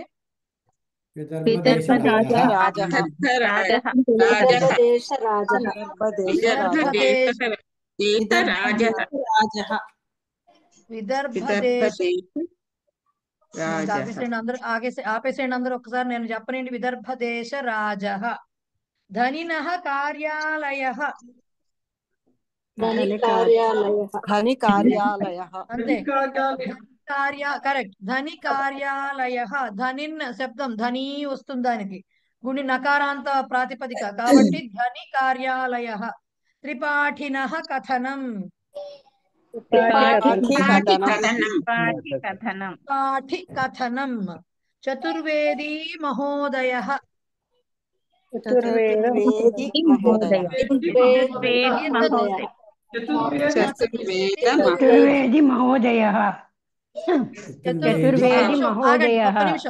ఒక నిమిషం ఆగండి. చతుర్వేద మహోదయ అని వినపడింది ఎక్కడో, అది రాంగ్. చతుర్వేది మహోదయ.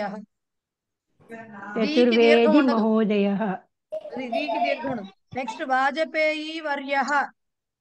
వాజపేయి వర్య. ఓకే. ఇప్పుడు నెక్స్ట్ దాంట్లో నత్వాభావస్య అంటే నత్వ అభావస్య కారణభూతాన్ వ్యవధాయక వర్ణాన్ నిర్దిశత. వ్యవధాయక వర్ణాలు ఏమున్నాయో చెప్పాలట. వార్తికేనాలో నాకు ఓన్లీ వ్యవధాయక వర్ణం చెప్పాలి. వార్తికేనాలో ఏం వ్యవధాయక వర్ణం? తకారః తకారః. విషాదేన దకారః ప్రతిమానాం తకారః తకారః.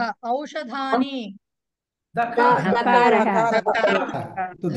రాజకీయాని జకారః చకారః. మారీచేన చకారః చకారః భేషజాని జకారః జకారః.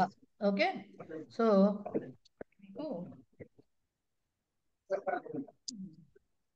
మనము 11th 12th లెసన్స్ లో సూక్తులు చెప్పుకున్నామా? చెప్పుకున్నాం. చెప్పేసుకున్నాం. చెప్పేశారు. Right right right right. So ఈ 11th 10th 12th లెసన్స్ మనం చెప్పుకోం. 12th లెసన్ అంటే ఏముంది, ఇదే కనుకోండి, మనం ఏమంటారు పేపర్స్. 11th లెసన్ గురించి బ్రీఫింగ్ ఉరికినే అడిగారు కాబట్టి చెప్తున్నా. ఫస్ట్ పాయింట్ మీరు అందరూ తెలుసుకోవాల్సింది, ఇక్కడ ఇచ్చిన ఎస్సేసే ఇస్తారు, లేదంటే ఇక్కడ హింట్స్ ఇచ్చి డెవలప్ చేయమని అంటున్నటువంటి ఎస్సేసే ఇస్తారు అనుకోవడం పొరపాటు. అలాగే ఇవ్వరు. ఒకవేళ వస్తే మీ లక్, జనరల్ గా రావు. సంస్కృత భాష రిలేటెడే ఎక్కువగా ఇస్తూ ఉంటారు. అది ఏదైనా కావచ్చు. ఆ టైంలో ఏమన్నా సంఘటనలు జరిగినా, మన సంస్కృత భారతికి సంబంధం అలా ఏమన్నా ప్రచారం గురించి కానీ ఇలా అడుగుతారు. మరి ఎందుకు ఇంత పెద్ద పెద్ద ఇంకో దానికంటే ముఖ్యమైనవి ఏంటంటే 5 మార్క్స్ కి ఇస్తే మీకు ఎస్సే రైటింగ్ కి ఇంత వ్యాసం మీరు రాయక్కర్లేదు. 10 లైన్స్ గుర్తుపెట్టుకోండి ఎప్పుడు కూడా. దశభిహి వాక్యైహి అంటారు వాళ్ళు, రైట్? కేవలం దశభి అంటే 10 వాక్యాలు. 10 వాక్యాల్లో మీరు చెప్పదలుచుకుంది తప్పు. వాళ్ళ ఉద్దేశం ఒక్కటే, మిమ్మల్ని టెస్ట్ చేయడం. వాక్య నిర్మాణం ఎలా ఉంది, వాక్య నిర్మాణం ఎలా ఉంది, మీరు చెప్పదలుచుకున్న విషయం ఎంత పెద్దదో ఉండొచ్చు. మీరు పెద్ద పదాలు ఎంచుకోవచ్చు, తెలుగులో కూడా అలాంటివి ఉంటాయి కాబట్టి. కానీ దానికి విభక్తి వచనాలు గనక లేవనుకోండి, సరిగ్గాను కరెక్ట్ గా ప్రయోగం లేకపోతే మార్క్ పోతుంది. మీకు వచ్చిన టర్మినాలజీ అంతా, మనకి తెలుగులో ఉన్న పాండిత్యం అంతా ప్రయోగించినా కూడా పనులు జరగవు. సో రాయవలసినది మీకు వచ్చింది కరెక్ట్ గా రాయాలి అనేది పాయింట్. సో అది దాని ఉద్దేశంతోనే ఎస్ఏ రేటింగ్ ఇస్తారు ఇప్పుడు. సో ఇక్కడ ఇచ్చినవి మరి మీకు ఎందుకు ఇచ్చారు అంటే, మీ అంతటి మీకు తడతాయో తట్టవో అన్నట్టుగా ఇక్కడ కొన్ని వ్యాసాలు ఇచ్చారు. సో ఎగ్జాంపుల్ సంస్కృత భాష గురించి ఏదో కొంత ఇచ్చారు, మీకు అంతా గుర్తుండకపోవచ్చు. వీళ్ళు సింపుల్ లాంగ్వేజ్ లోనే ఇచ్చారు. ఇక్కడ అంతా గుర్తుండకపోవచ్చు, కానీ కొంత చదివి ఒకటికి రెండు సార్లు చదివారు అనుకోండి, ఊరికి బట్టి కొనడం కాదండి. 2 సార్లు చదివి వాళ్ళు ఎలాగా అంటే ఎట్లా చెప్తున్నారు అనేది చూసారనుకోండి, రేపు ప్రొద్దుట మీరు 2 సార్లు చదివిన దాంట్లో నుంచి దీంట్లో హాఫ్ అయినా కొంచెం రాయగలుగుతారు. ఆ టైప్ ఆఫ్ పదాలు, మనకు పదాలు గుర్తుకు రావు కదా ఒక్కొక్కసారి. అందుకని జస్ట్ ఒక ఐడియా క్రియేషన్ కోసమే ఇచ్చారు. కానీ యాజ్ ఇట్ ఈజ్ గా ఇవే వస్తాయి, దూరదర్శనం గురించే ఇస్తారు, గ్రంథాలయాలు వార్తాపత్రికలు అలాంటివి ఏవి పెట్టుకోకండి మనసులో. ఇచ్చారు, ఇస్తారని మాత్రం పెట్టుకోవద్దు, రైట్? ఓకే, ఒకసారి నది గురించి రాయమని ఇచ్చారు, మరి నది ఇక్కడ లేదే. ఓకే, సో అందుకని ఒక 3 ఎట్లా ఇచ్చారంటే, మీకు ఒక ఐడియా క్రియేట్ చేయడానికి. వ్యాసం అంటే ఎలా ఉంటుంది, ప్రబంధ రచన అంటే వాళ్ళకి ఏంటి, ఏంటండి డెవలప్ చేయమని ఇచ్చారు, క్లూస్ డెవలప్ చేయమని ఇచ్చారు. క్లూస్ ఇస్తారని రూల్ లేదు, జస్ట్ నది అని వదిలేస్తారు. ఓకే, సో మీరు ఎలా చెప్పాలి అనేది దాని గురించి ముందు ప్రబంధ రచనలో ఎలా ఉండాలి. ఆరంభ శరీరం ఉపసంహార అంటే బిగినింగ్ ఎలా చేయాలి, మధ్యలో బాడీ ఎలా ఉండాలి, తర్వాత ఎండింగ్ ఎలా చేయాలి, కంక్లూజన్ ఎలా ఇవ్వాలి. అట్లాగే ఒక టాపిక్, ఒక ప్రబంధం రాస్తున్నాము అంటే ఒక ఎస్సేలో డిఫరెంట్ టాపిక్ గనక వెళ్తున్నప్పుడు సెపరేట్ పారాగ్రాఫ్ రాయాలి. ఇవన్నీ మనకు ప్రతి భాషలో ఎస్సే రైటింగ్ లో మనకు చెప్పేవేనండి చిన్నప్పటి నుంచి. సో అది రాయడం గురించి చెప్పారు. కానీ మిమ్మల్ని ఎస్సే రాయమని అడిగినా కూడా దశభిహి వాక్యైహి అంటారు. మాకు ఎందుకు వచ్చింది ఈ బాధలని, మేము నెంబర్ 1 2 3 4 5 వేసేసి 10 సెంటెన్సెస్ రాసేవాళ్ళు ఉన్నారు.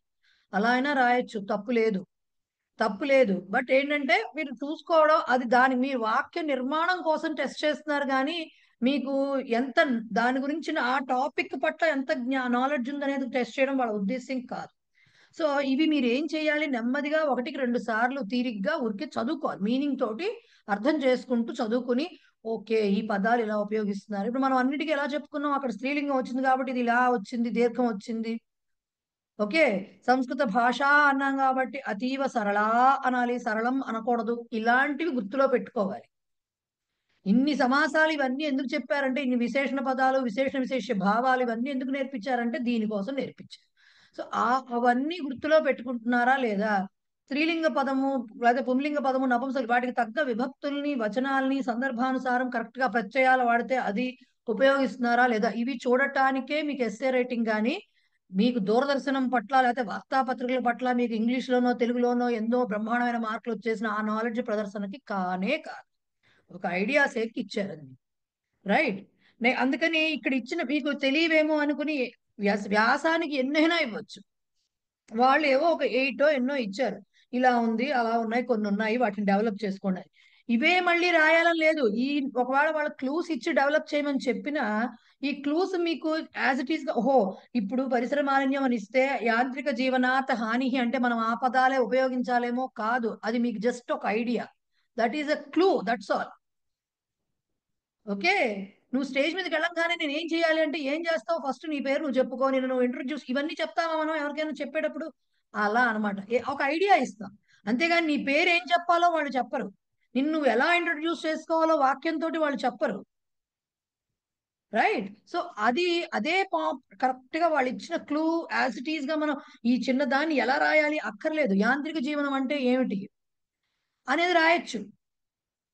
ఓకే, అలాగే ఉపాయాలు ఏంటి, పరిసర సంరక్షణార్థం ఉపాయాహ అంటే మీ పాయింట్, ఆ ఉపాయాలు ఏమున్నాయో చూడాలి. ఏం చేయొచ్చు, మనం ఎంతవరకు చేయొచ్చు, శుభ్రంగా ఉంచుకోవాలి, సో దట్ వ్యాధులు ప్రబల, ఇలా దానికి అవి పరిసరాలు శుభ్రంగా ఉంచుకోవడానికి ఎటువంటి, ఆ మాలిన్యాన్ని రిమూవ్ చేయడానికి ఎటువంటి చర్యలు తీసుకోవాలో రాయాలి. కానీ ఉపాయాహ అని రాసేసి చాలా మంది రాస్తారు, అవలంబనీయాహ అని రాసి వదిలేస్తారు. ఆ ఉపాయాలు ఏంటో చెప్పాలి. సో ఇలాగా డెవలప్ చేయాలి వాటిని, అంతేగాని యాజ్ ఇట్ ఈస్ గా వాటిని సెంటెన్సెస్ గా కర్త కర్మ క్రియా పెట్టి రాయమని కాదు క్లూస్ ఉద్దేశ్యం. వాటిని డెవలప్ చెయ్యాలి. ఇచ్చిన ఇప్పుడు నది ఉందనుకోండి, నది జీవనస్య ఆధార, నద్యా ఉపయోగ అంటే పానార్థం, అది కూడా వాళ్ళు ఇచ్చేసారు. పానార్థం కృష్యర్థం అంటే దాన్ని పానార్థం అనే దాన్ని ఎలా అంటే తాగడానికి ఉపయోగిస్తాము, అందుకని దాన్ని ఇంకో మాటతో రాయొచ్చు, పేయజలం అని రాయొచ్చు. దాన్ని ఇంకెలా రాయొచ్చు వాక్యంగా, దాన్ని వాక్యంగా ఎలా రాయొచ్చు అనేది డెవలప్ చేయడానికి. ఓకే, అలాగే నదీనాం పావిత్ర్యం అంటే పవిత్రత ఏమిటి, నదుల యొక్క పవిత్రత ఏమిటి, దానివల్ల ఏమవుతుంది, మనకి మన నదులకి మన జీవితంలో ఎలాంటి స్థానం ఉంది భారతీయ సంస్కృతిలో, ఇలా రాయమని చెప్పారు. కానీ స్నాన సమయ నదీనాం స్మరణం అంటే ఎప్పుడు చేస్తే దానివల్ల ఏమవుతుంది, అంతేగాని స్నాన సమయ నదీనాం స్మరణం కరణీయం ఇలా కాదు, ఇది కాదు. మనం ఏం చదువుకుంటాం, గంగే జమునే జైవన గోదావరి అది రాస్తాం కదా, అది రాయొచ్చు, అక్కడ ఆ శ్లోకం రాయొచ్చు. ఇప్పుడు స్నాన సమయ నదీనాం స్మరణం అంటే మన శిష్టాచార వదతి అని చెప్పి రాయొచ్చు, ఇలా రాసుకోమన్నారు. స్నాన సమయం ఆ శ్లోకం కోట్ చేయొచ్చు, తప్పేం లేదు కదా. శ్లోకం దాని కరెక్ట్ గా అలాగే ఉంటుంది. జలేస్మిన్ సన్నిధిం కురు అని అనుకుని మన నదులకు అంత పవిత్రత ఉంది కాబట్టి మన స్నానం చేసే జలం అంత పవిత్ర, ఇంత రాయకపోయినా అట్లీస్ట్ అందుకని మనం దాంట్లో ఆవాహన చేసి చేసుకుంటాము అని రాయొచ్చు. సో డెవలప్మెంట్ అంటే ఇది డెవలప్మెంట్ అంటే, రైట్? అలాగే నైర్మల్య రక్షణం, నదీనాం నైర్మల్య రక్షణం అన్నారనుకోండి, వాటి నిర్మలత్వాన్ని ఎలా కాపాడాలి, దానిలో అడ్డమైన చెత్త వేయకుండా ఆ మాట వాళ్ళు ఇవ్వరు, కానీ అది మనం రాయాలి. That is development. ఓకే, దానికి ఎలాంటి ఈ చిన్న చిన్న పదాలు ఎలా ఉపయోగించుకుంటూ రాస్తారా అనేది పాయింట్. కానీ ఉన్న ఇచ్చిన దానికి తీసుకొచ్చి ఆరోగ్యస్య ఆరోగ్యం అని ఇచ్చి ఆరోగ్యస్య మహత్వం అని పెట్టంగానే ఆరోగ్యస్య మహత్వం అతీవ అస్తి ఇలా రాయకూడదు. గొప్పదనం ఏమిటో రాయాలి, ఆరోగ్యానికి ఉన్న ప్రాముఖ్యత ఏమిటో రాయాలి.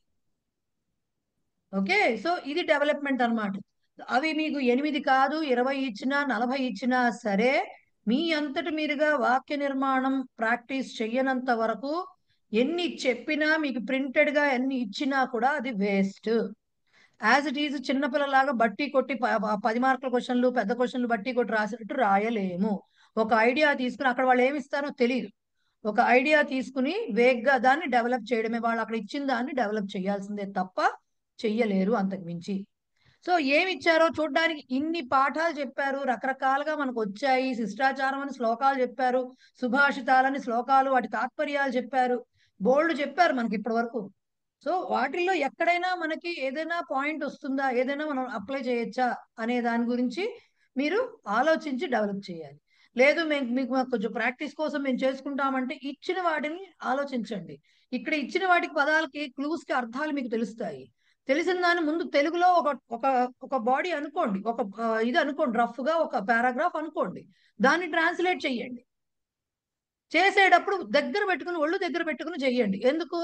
అన్ని విభక్తులు కోవిద అయిపోతుంది మీది, విభక్తులు ప్రత్యయాలు ఇప్పటి వరకు నేర్పించినవన్నిటినీ కూడా దృష్టిలో పెట్టుకుని చెయ్యాలి. ఏదో రాసామంటే రాసాము, త్వమస్మి అహమసి అలా రాయకూడదు ఎప్పుడూ కూడా.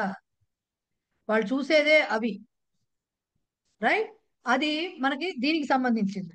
ఇక పత్రలేఖనంకి వస్తే అందరూ చదువుకున్న వాళ్ళేనండి, కొత్తగా నేను లెటర్ రైటింగ్ గురించి చెప్పక్కర్లేదు.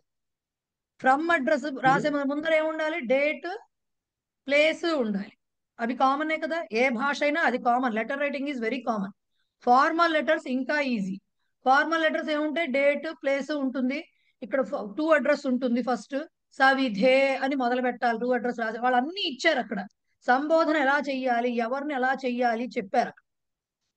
మొత్తం లెటర్ లో ఉండే పార్ట్స్ ఏంటి? ఫస్ట్ నుంచి 6 భాగాలు. ఏం చెప్పారు? శీర్షిక. శీర్షిక అంటే అసలు లెటర్ హెడ్డింగ్ ఏమిటి, అంటే దేని గురించి రాస్తున్నాము, అంటే దేనికో మనం అంటే రాస్తాం కదా. చాలా మందికి, మరి నాకు అలవాటు ఉంటుంది, అది మా మాస్టర్ ద్వారా వచ్చింది. ఓం శ్రీహి అని కానీ మొదలు పెట్టండి నేను రాసేటప్పుడు ఏమీ. అంటే పైన స్టార్టింగ్ లో శ్రీరామ రాసి మొదలు పెడతారు చూడండి ముందు చాలా మంది. సో అది శీర్షిక. చాలా ఇచ్చారు అట్లాంటివి చూడండి. శ్రీహి అనో, ఓం అనో, మాత్రే నమః అనో, గురుభ్యో నమః అని ఇట్లా రకరకాలు రాసుకోవచ్చు.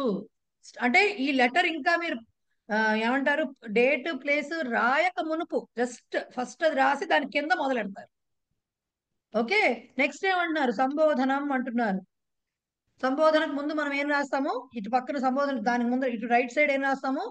ప్లేస్, డేట్, ప్లేస్ రాస్తాం. రాసిన తర్వాత ఇక్కడ ఏం రాస్తాం? ఫస్ట్ దీనికి సంబోధనకు ముందర అడ్రస్ రాస్తాం. దానికే చెప్పారు సంబోధనం అంటే అడ్రస్సింగ్, శరీరం అంటే బాడీ, సబ్జెక్ట్ చేస్తామే అది.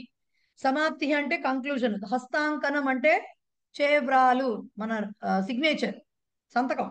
నెక్స్ట్ సంకేత అంటే అడ్రస్. ఇవి ఎలా రాస్తాము? ఎలా రాస్తాము? ఒక లెటర్ తీసి చూస్తే మీకు తెలుస్తుంది.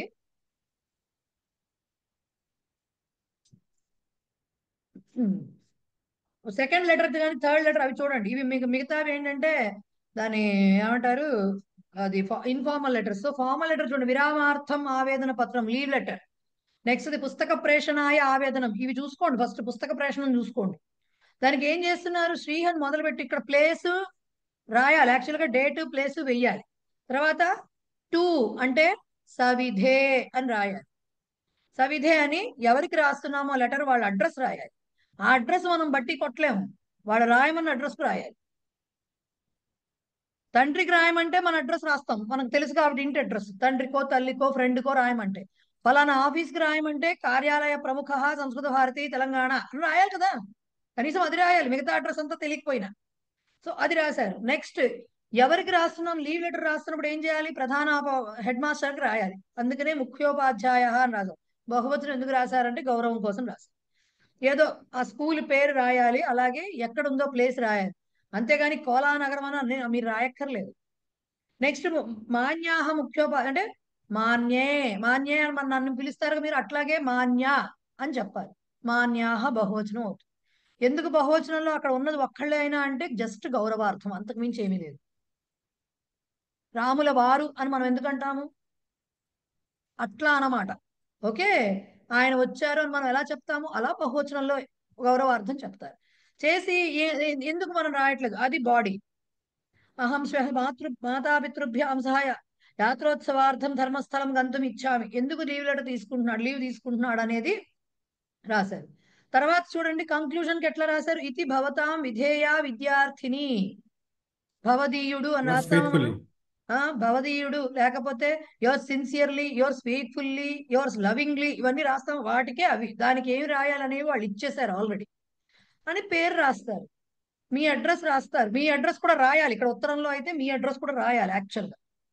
అక్కడ లీవ్ లెటర్ కాబట్టి అడ్రస్ అంతా రాయలేదు, స్కూల్లోనే కాబట్టి ఇచ్చేది. సో ఇది ఇది ఈ పద్ధతిని ఫాలో అవ్వాలి. అయితే ఇక్కడ మీకు ఇచ్చారు సంబోధనం అంటే ఎవరెవరిని ఎలా చేయాలి, మగవాళ్ళు అయితే ఎలా చేయాలి, ఆడవాళ్ళు అయితే ఎలా చేయాలి, అండ్ దెన్ మీకు ఫ్రెండ్స్ అయితే ఎలా చేయాలి, టీచర్లను లేకపోతే వేరే ఆఫీస్ హెడ్స్ లేకపోతే ఫార్మల్ గా రాసేటప్పుడు ఎట్లా చేయాలి అన్నీ రాశారు సంబోధన ఎలా చేయాలి అని. అలాగే నమస్కార ఆశీర్వాద సాధనం తన తల్లిదండ్రులకు వాళ్ళకి రాసేటప్పుడు దూరం నుంచి రాస్తాం కదండి, నమస్కారములతో అని రాస్తాం కదా, నమస్కారములు, నీ వచ్చట కుశలమని తెలుస్తుంది, నేను ఇచ్చిన కుశలము, ఇవన్నీ రాసేవాళ్ళం కదా తెలుగులో కూడా మనము. సేమ్ అవే చెప్పారు అక్కడ ఆ ప్రణామాలకే. అదే చిన్నవాళ్ళకి రాసేటట్టయితే మనకంటే మన తమ్ముళ్ళో చెల్లెళ్ళో మన పిల్లలకో రాసేటైతే శుభాశిష ఆశిష ఆశీర్వాద దీర్ఘాయుష్యం కామయ్యే, ఇవన్నీ చిన్నవాళ్ళకి రాస్తాం. ఇవన్నీ ప్రతి భాషలో ఉన్నాయండి, సంస్కృతానికి స్పెషల్ గా వచ్చి చేరలేదు, జస్ట్ మాటలు అంతే. అలాగే కుశల నివేదనం, నేను బానే ఉన్నాను నువ్వు బానే ఉన్నాను, ఇది మామూలు తెలుగు. నేను ఇచ్చట కుశలము నీ వచ్చట కుశలమని తలుస్తాను అని కొంచెం తెలుగు, కొంచెం ఇంప్రొవైజ్డ్. ఉభయ కుశలోపరి అనేది ఇంకొక మాట, ఇద్దరం కులాసాగానే ఉన్నాము అన్నట్టుగా. సో అది రాయడం నెక్స్ట్. అంటే ఇది ఎప్పుడు వస్తుంది, ఒక సంస్కృత భారతికో లేకపోతే ఒక ఆఫీస్కో పుస్తక ప్రేషణానికో లీవ్ లెటర్కో ఉభయ కుశలోపరి, నేను కుశలము నువ్వు కుశలము అనే మాటలు రాయం కదా. అది ఎప్పుడు రాస్తాం, ఫ్రెండ్స్కో ఫ్యామిలీ మెంబర్స్కో రాసేటప్పుడు రాస్తాం. అది మనకు తెలుసు కదా, ఆ మాత్రం తెలుసు కదా. మిమ్మల్ని తీసుకెళ్ళి లీవ్ లెటర్ మీకు ఒంట్లో బాగాలేదని చెప్పి లీవ్ లెటర్ రాయండి అని చెప్తే వెళ్ళి హెడ్ మాస్టర్ కి నేను కుశలంగా ఉన్నానని చెప్పలేం కదా, ఆయన లీవ్ ఇవ్వడం.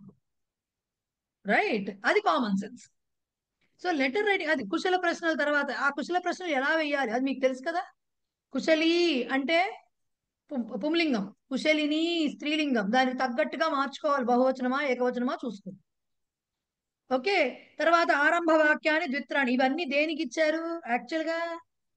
ఈ ఆరంభ వాక్యాలు ఏమి రాద్దాం అనుకుంటున్నా, అవి ఫ్రెండ్స్ ఇన్ఫార్మల్ లెటర్స్ కి ఎక్కువగా ఉపయోగిస్తాయి. మీరు పుస్తకాలు పంపించండి అని చెప్పేదానికిను, లేకపోతే ఆఫీస్ హెడ్ కి రాసేదానికిను, లేకపోతే ఒక స్కూల్లో మాస్టర్ కి రాసేదానికిను, లేకపోతే ఇంకేదైనా అఫీషియల్ గా రాసేదానికి తీసుకొచ్చి నీ దగ్గర నుంచి ఉత్తరం రాలేదే చాలా రోజుల నుంచి, ఈ మాటలు రాయం. రైట్, నీ దగ్గర నుంచి చాలా కాలం అయింది నేను చూసాను, చాలా కాలం అయింది నేను ఉత్తరాలు రాశాను డాక్టర్కో, ఇలాంటి వాళ్ళకి రాయం కదా. అలాంటివి కామన్ సెన్స్. అదే వాళ్ళు చెప్తున్నారు. ఇంకా చివరికి మీరు ఏం రాద్దాం అనుకున్న లెటర్ ఎలా రాయాలో ఎవరు చెప్పక్కర్లేదండి, బట్ సంస్కృతిలో మీరు రాద్దాం అనుకుంది ఎక్కువ పెంచకుండా చూసుకోండి. మీకు ఇంకా ప్రాక్టీస్ కావాలంటే పాత పుస్తకాలు పాత పేపర్లలో ఏమన్నా లెటర్స్ ఇచ్చి ఉంటే 2-3 ఓహో ఇలా ఇస్తున్నారా అనుకోండి, దర్శనీయ స్థలాలు ఇస్తారు, అది డెవలప్మెంట్కి ఇవ్వకపోవచ్చు, అక్కడ ఇవ్వచ్చు. దాంట్లో ఆ నగరం గురించి తెలియకపోతే మీకు తెలిసిన నగరం గురించి రాయండి, వాళ్ళు ఆ నగరం గురించి స్పెసిఫిక్ గా అడగరు. సెలవులకు వెళ్తే ఏం చూసొచ్చో, మీకు బాగా తెలిసిన ప్లేస్ గురించి రాస్తే 4-5 ప్లేసుల పేర్లు తెలుస్తాయి. రైట్, సో అట్లా డెవలప్ చేసుకోవాలి. కానీ చివరికి కంక్లూజన్ ఇతి అంటే yours faithfully, yours sincerely, yours lovingly, ఈ చేసే చోట ఇతి భవదీయ, అదే మాట రాశారు, భవదీయుడు అనేదాన్ని భవదీయ, భవదీయ. ఇంకా ఏమన్నా రాద్దాం అనుకుంటే అవన్నీను, నీ ప్రియమిత్రుడు అన్నదానికి కూడా రాశారు, ప్రియ సుహృత్, ప్రియ సఖి అన్ని రాశారు. ఇంకా ప్రాణప్రియ అనేది ఎవరికి రాస్తారు, హస్బెండ్ వైఫ్ రాసుకునేటప్పుడు రాస్తారు. సో ఆ ఇతి రాసినప్పుడు కూడా మీరు ఏం రాయాలి అనేవి వాళ్ళు సంబోధనకి ఏమిటి, నమస్కారాలు ఎలా చెప్పాలి, కుశల నివేదనం ఎలా చేయాలి, లేకపోతే అవన్నిటికీ కొన్ని మీకు కొన్ని ఐడియాస్ కోసం కొన్ని సెంటెన్సెస్ ఇచ్చారు. అసలు వాటి అర్థాలు ఏమిటో తెలుసుకునే ప్రయత్నం చెయ్యండి. ఎందుకంటే ఈ టాపిక్స్ ఎలా అంటే సమాసాలకు ఉన్న రూల్స్, లేకపోతే సంధులకు ఉన్న రూల్స్, లేకపోతే విభక్తులకు ఉన్న రూల్స్ లాగా చెప్పే టాపిక్స్ కాదు అవి. రైట్, ఇది చెప్పుకుంటూ పోతే ఎన్ని చెప్పినా మళ్ళీ కొత్త, మనం కొత్తగా రాసేటప్పుడు వేరే రకంగానే ఉంటుంది మళ్ళీ అది. సో అది ఎవరికి వాళ్ళు డెవలప్ చేసుకోవాల్సింది కోవిదాకు వచ్చిన తర్వాత. ఇది మీకు 11th లెసన్ ఇది బేసిక్ గా.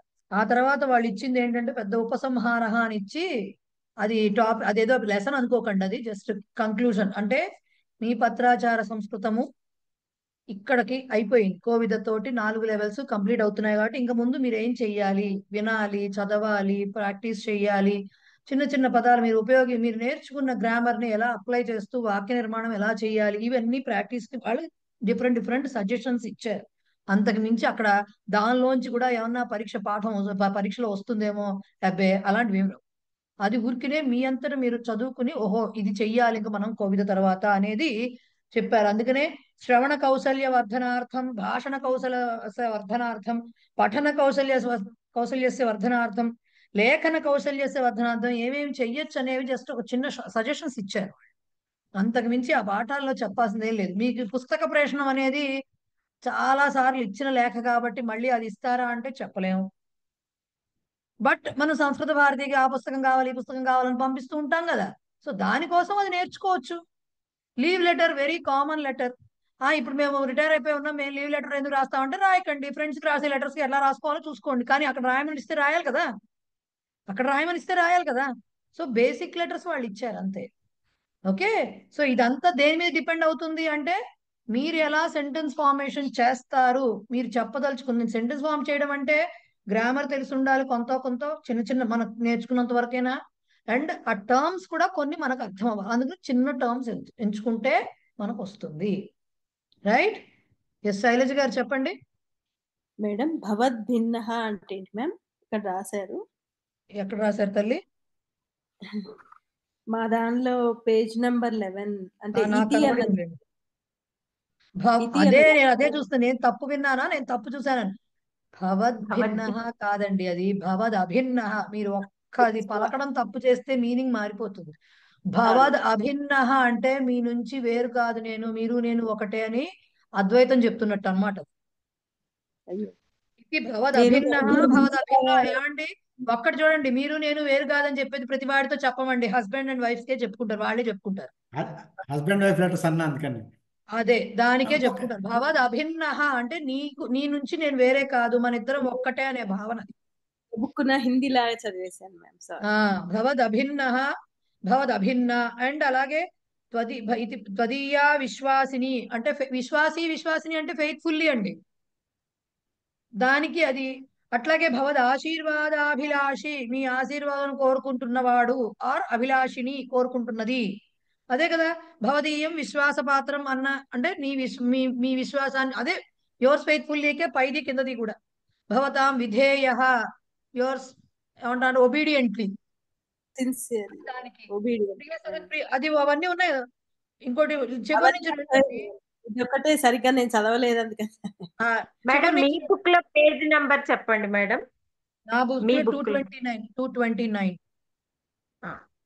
దాంట్లో ప్రియ శిష్య పైది చూడండి. భవత్ శుభాకాంక్షి అంటే భవత్ శుభాకాంక్షి శుత్వం అయింది అక్కడ. అది భవత్ కాంక్షిణి అంటే మీ వెల్ విషర్. రైట్. అంతే. మనకు తెలుసు అవన్నీ, మనకు అవన్నీ తెలుసు. కానీ సంస్కృతం అనేసరికి ఏదో భూతం దయ్యం అన్నట్టు మనం భయం అన్నమాట లోపల. అంతకుమించి తెలియని పదాలు ఏం లేవు అక్కడ.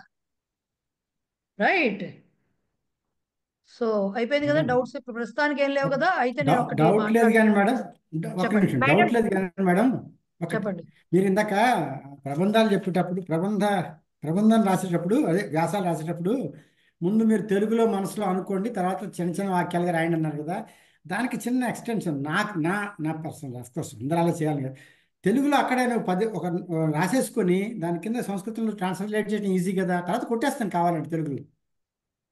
మీరు రఫ్ లో రాసుకోండి అక్కడ రాసేటైతే. క్వశ్చన్ పేపర్ లో వద్దు, క్వశ్చన్ పేపర్ లో తెలుగులో రాయొద్దు. క్వశ్చన్ పేపర్ చండాలంగా ఉంటుందండి చూడటానికి. మీరు కొట్టేస్తే తర్వాత మీరు రఫ్ పేజ్ పెట్టుకోండి. వాళ్ళు పేపర్ అడిగితే ఎక్స్ట్రా ఇస్తారు, మీరు పక్కన పెట్టుకుని రాసుకోండి. ఇప్పుడు యమాతా రాజభానస్ లాగా ఉందనుకోండి, యమాతా రాజభానస్ ఒక పేపర్ ఎక్స్ట్రా పెట్టుకోండి. గణ విభజన మనకు ఉంటుందని తెలుసు కదా. ఫస్ట్ పేపర్ ఇస్తారు కదా, గణ విభజనకి యమాతా రాజభానస్ లాగా రాసుకుని యగణం పేపర్ ఇచ్చేలోపు క్వశ్చన్ పేపర్ ఆన్సర్ షీట్ ఇచ్చి క్వశ్చన్ పేపర్ ఇచ్చేలోపు ఇవి రాసేసుకోండి దాని మీద. ఇప్పుడు ఆప్టిట్యూడ్ టెస్టులు రాసే వాళ్ళు రాస్తారు చూడండి, కొన్ని ఉంటాయి వాళ్ళకి ట్రిక్స్. అవి నోట్ చేసేసి ఫస్ట్ పేపర్ ఇవ్వగానే ఏబిసిడీలు వాటికి నంబరింగ్లు ఇవన్నీ రాసేసుకుని కూర్చుంటారు వాళ్ళు.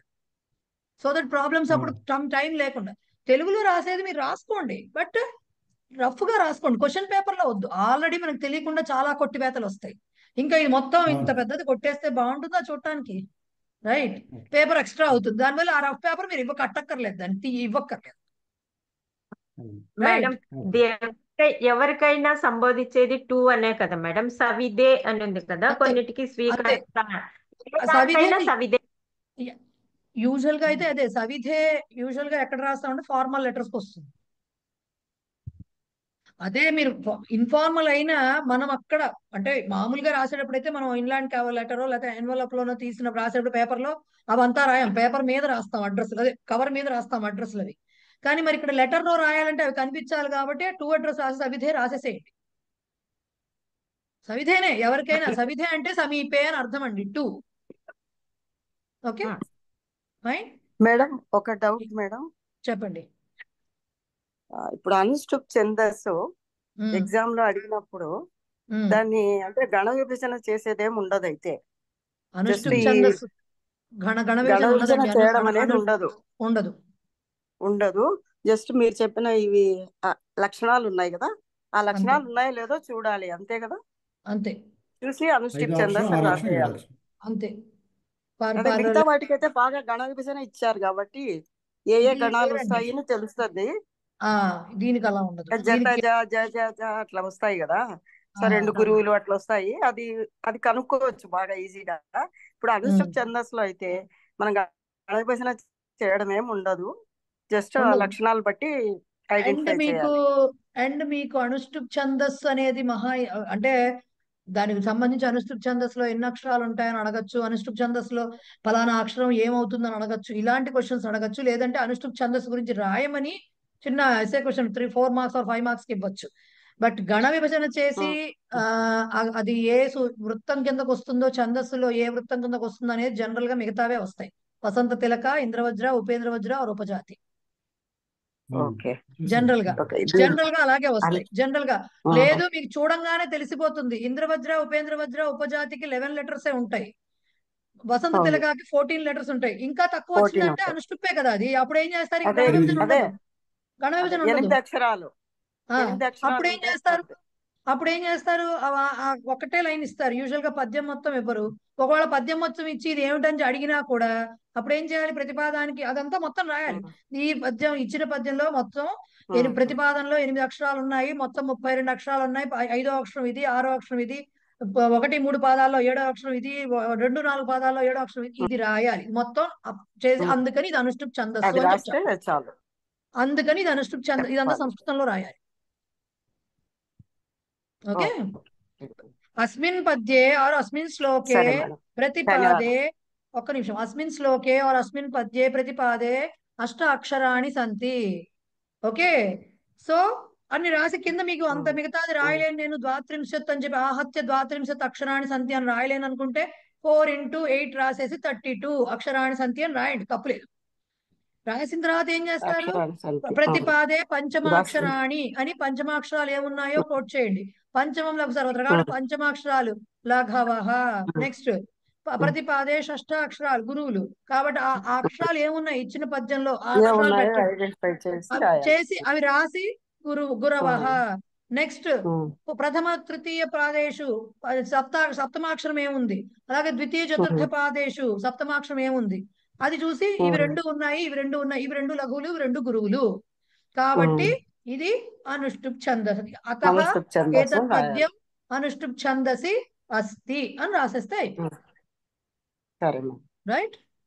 రైట్. అంటే మేడం అక్కడ శ్లోకం కూడా రాయాలి. శ్లోకం రాయాలి.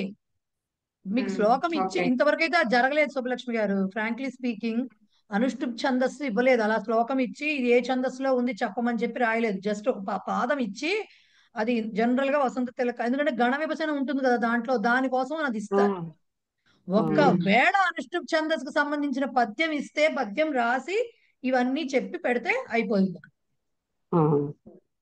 రైట్. రైట్. Thank you. ఓకేనా?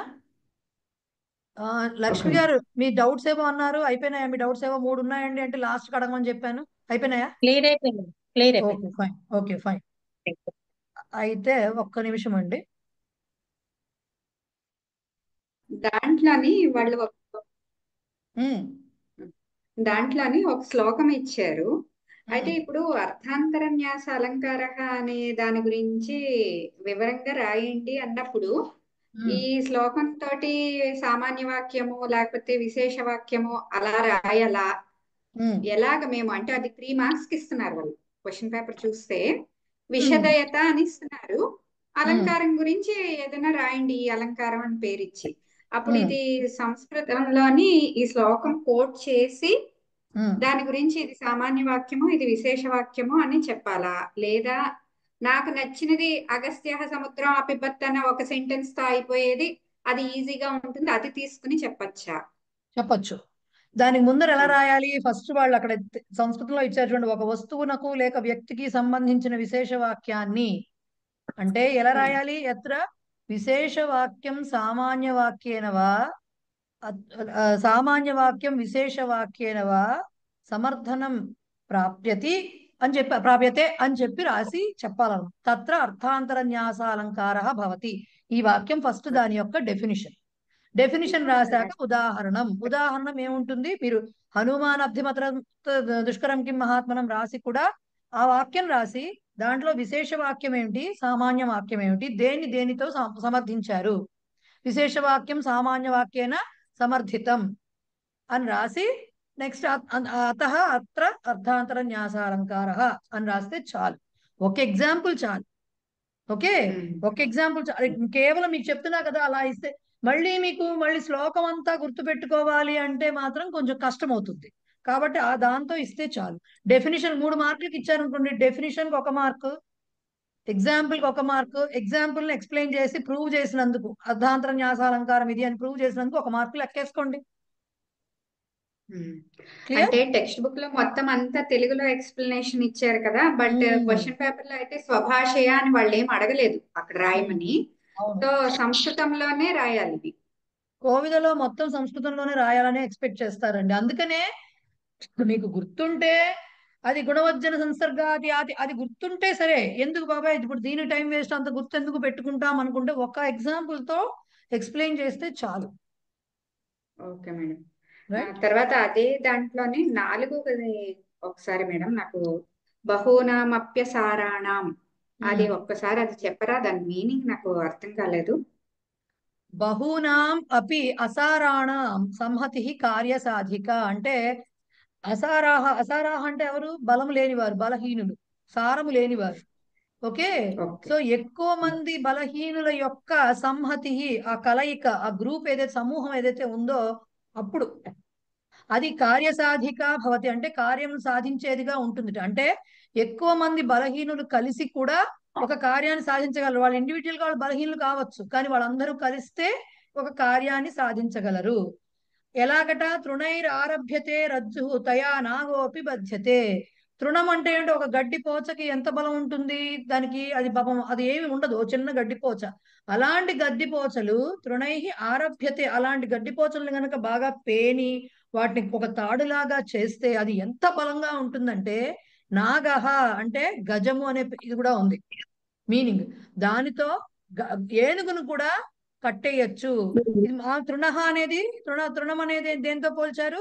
అసారాలను అంటే బలహీనులను తృణంతో పోల్చి పైన వాక్యం చెప్పారు. ఓకే, అది దానికి అర్థం. సో బలహీనులైన ఎంతో మంది బలహీనులు కలిసి, ఎక్కువ మంది బలహీనులు కలిసి ఒక కార్యాన్ని సాధించగలరు. అలాగే ఎలాగా అంటే గడ్డి పోచలు బలహీనమైన గడ్డి పోచలు బోళ్ళు కలిసి ఒక తాడులాగా మారితే వాటితోటి ఏనుగును కూడా బంధించవచ్చును అనేది దాని సారాంశం. అర్థమైందా ఇప్పుడు? ఇది అర్థమైంది మేడం. నాకు ఇక్కడ డౌట్ ఏంటి వచ్చిందంటే అసారాణం అది ఇప్పుడు ఏ ధాతువు ఎలా వెతకాలి అన్నది తెలియలేదు. శబ్ద రూపము షష్ఠి బహువచనము. నా విద్యతే సారః యస్య సహ అసారః. నా విద్యతే సారః యస్మిన్ చెప్పాలి. నా విద్యతే సారః యస్మిన్ సహ అసారః ఆర్ నా విద్యతే సారః యస్మిన్ ఏమొస్తుంది? ఏషు తే అసారాః. దానికి బహువచనం. నై బహువ్రీహి సమాసం వద్దు, సమస్త పదం అది. Okay okay okay okay madam. అసారా మేడం ఇంకొకటి నాకు అంటే వేరే ఎవరైనా ఉన్నారేమో. మొన్న ఇప్పుడు మీరు మొన్న లాస్ట్ క్లాసు అందులోని మీరు ఏం చెప్పారంటే బహువ్రీహి సమాసాల దీంట్లో విశేషణాలన్నీ కూడా బహువ్రీహి సమాసాలు అని అనుకోవడానికి లేదు అని ఒక సెంటెన్స్ చెప్పారు. అది నాకు 2-3 సార్లు విన్నాను కానీ నాకు క్లారిటీ రాలేదు మేడం. అంటే అది నాకు ఎలాగా రిలేట్ చేసుకోవాలి అన్నది అర్థం కాలేదు. చెప్తాను. అక్కడ 2-3 సెంటెన్సెస్ చెప్పారు మీరు ఆ రోజు. ఒకటి చెప్తాను వినండి. నీలహ ఉత్తమః బాలకః మొట్టమొదటి నుంచి ఏడుస్తుందేగా మనం అది పరిచయం నుంచి ఉత్తమః బాలకః చతురః బాలకః ఉత్తమ లేఖని. అక్కడ ఉత్తమః ఉత్తమ అనేవన్నీ కూడా విశేషణాలు, రైట్? అలాగే సంఖ్యలు వచ్చినవి పంచ పాండవాహ అన్న చోట పంచ అవన్నీ కూడా విశేషణాలు. అలాగే మన పూర్ణ ప్రత్యయాలు ప్రథమః ద్వితీయ అన్న చోట అంతా విశేషణాలు. అలాగే చిత్ చన ప్రయోగాలు వచ్చిన చోట అవన్నీ విశేషణాలు. బట్ అవన్నీ సమస్త పదాలా? కాదు. కాదు. కానీ కానీ పీతాంబరః సమస్త పదమా కాదా? సమస్త పదమే. అంటే బహువ్రీహి సమాసం అయ్యింది అంటే అది ఖచ్చితంగా విశేషణం అయి ఉంటుంది అంతే. కానీ విశేషణాలన్నీ బహువ్రీహి కాదు. అది నేను చెప్పింది. విశేషణాలన్నీ కూడా బహువ్రీహి కాదు, కానీ బహువ్రీహి సమస్త పదాలన్నీ విశేషణాలే అవుతాయి. విశేషణాలు. ఓకే, ఇదే చెప్పారు. ఇదే చెప్పాను నేను. ఓకే, విశేషణాలు అనేవి బోల్డ్ ఉండొచ్చు. మనకు చదువుకున్న రకరకాల విశేషణాలు అంటే వేటి విశేషణాలు అంటారో బోల్డ్ చెప్పుకున్నాం. దాంట్లో అవన్నీ బహువ్రీహి సమస్త పదాలు కాదే. కానీ బహువ్రీహి సమస్త పదాలుగా మనం వాడుతున్నవన్నీ మాత్రం విశేషణాలే. ఎందుకు విశేషణాలు అయినాయి? అవి వేరే దాన్ని దేన్నో వస్తువు అందుకని అది విశేషణమే అవుతుంది. కానీ vice versa is not true. Got it? Okay madam, got. Right. Usharani గారు, ఉషారాణి గారు చెప్పండి మేడం. మేడం, నేను ప్రవేశ రాయడానికి ముందు నుంచి మీ శిష్యురాలని, అంటే అప్పటి నుంచి కూడా, అంటే నేను యుఎస్ లో ఉన్నప్పుడు ఫోన్ చేశాను మీకు ఫస్ట్ టైం.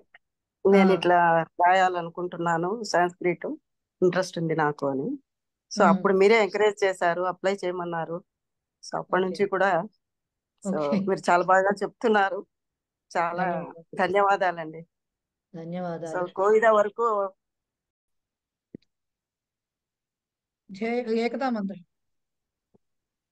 ఎం వైదికా మంత్ర దృశపురాణాః ఇంద్రం యమం మాతరిస్వానమాహుః వేదాంతినో నిర్వచనీయమేకం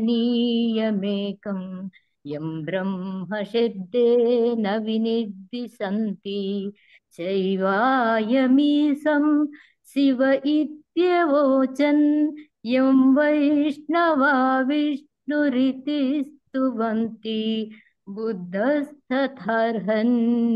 బౌద్ధ జైనాః సత్శ్రీ అకాలేతి చ సిక్ఖ సంతః శాస్తేతి కేచిత్ కతిచిత్ కుమారః స్వామీతి మాతేతి పితేతి భక్త్యా యం ప్రార్థయంతే జగదీశితారం స ఏక ఏవా ప్రభురద్వితీయః.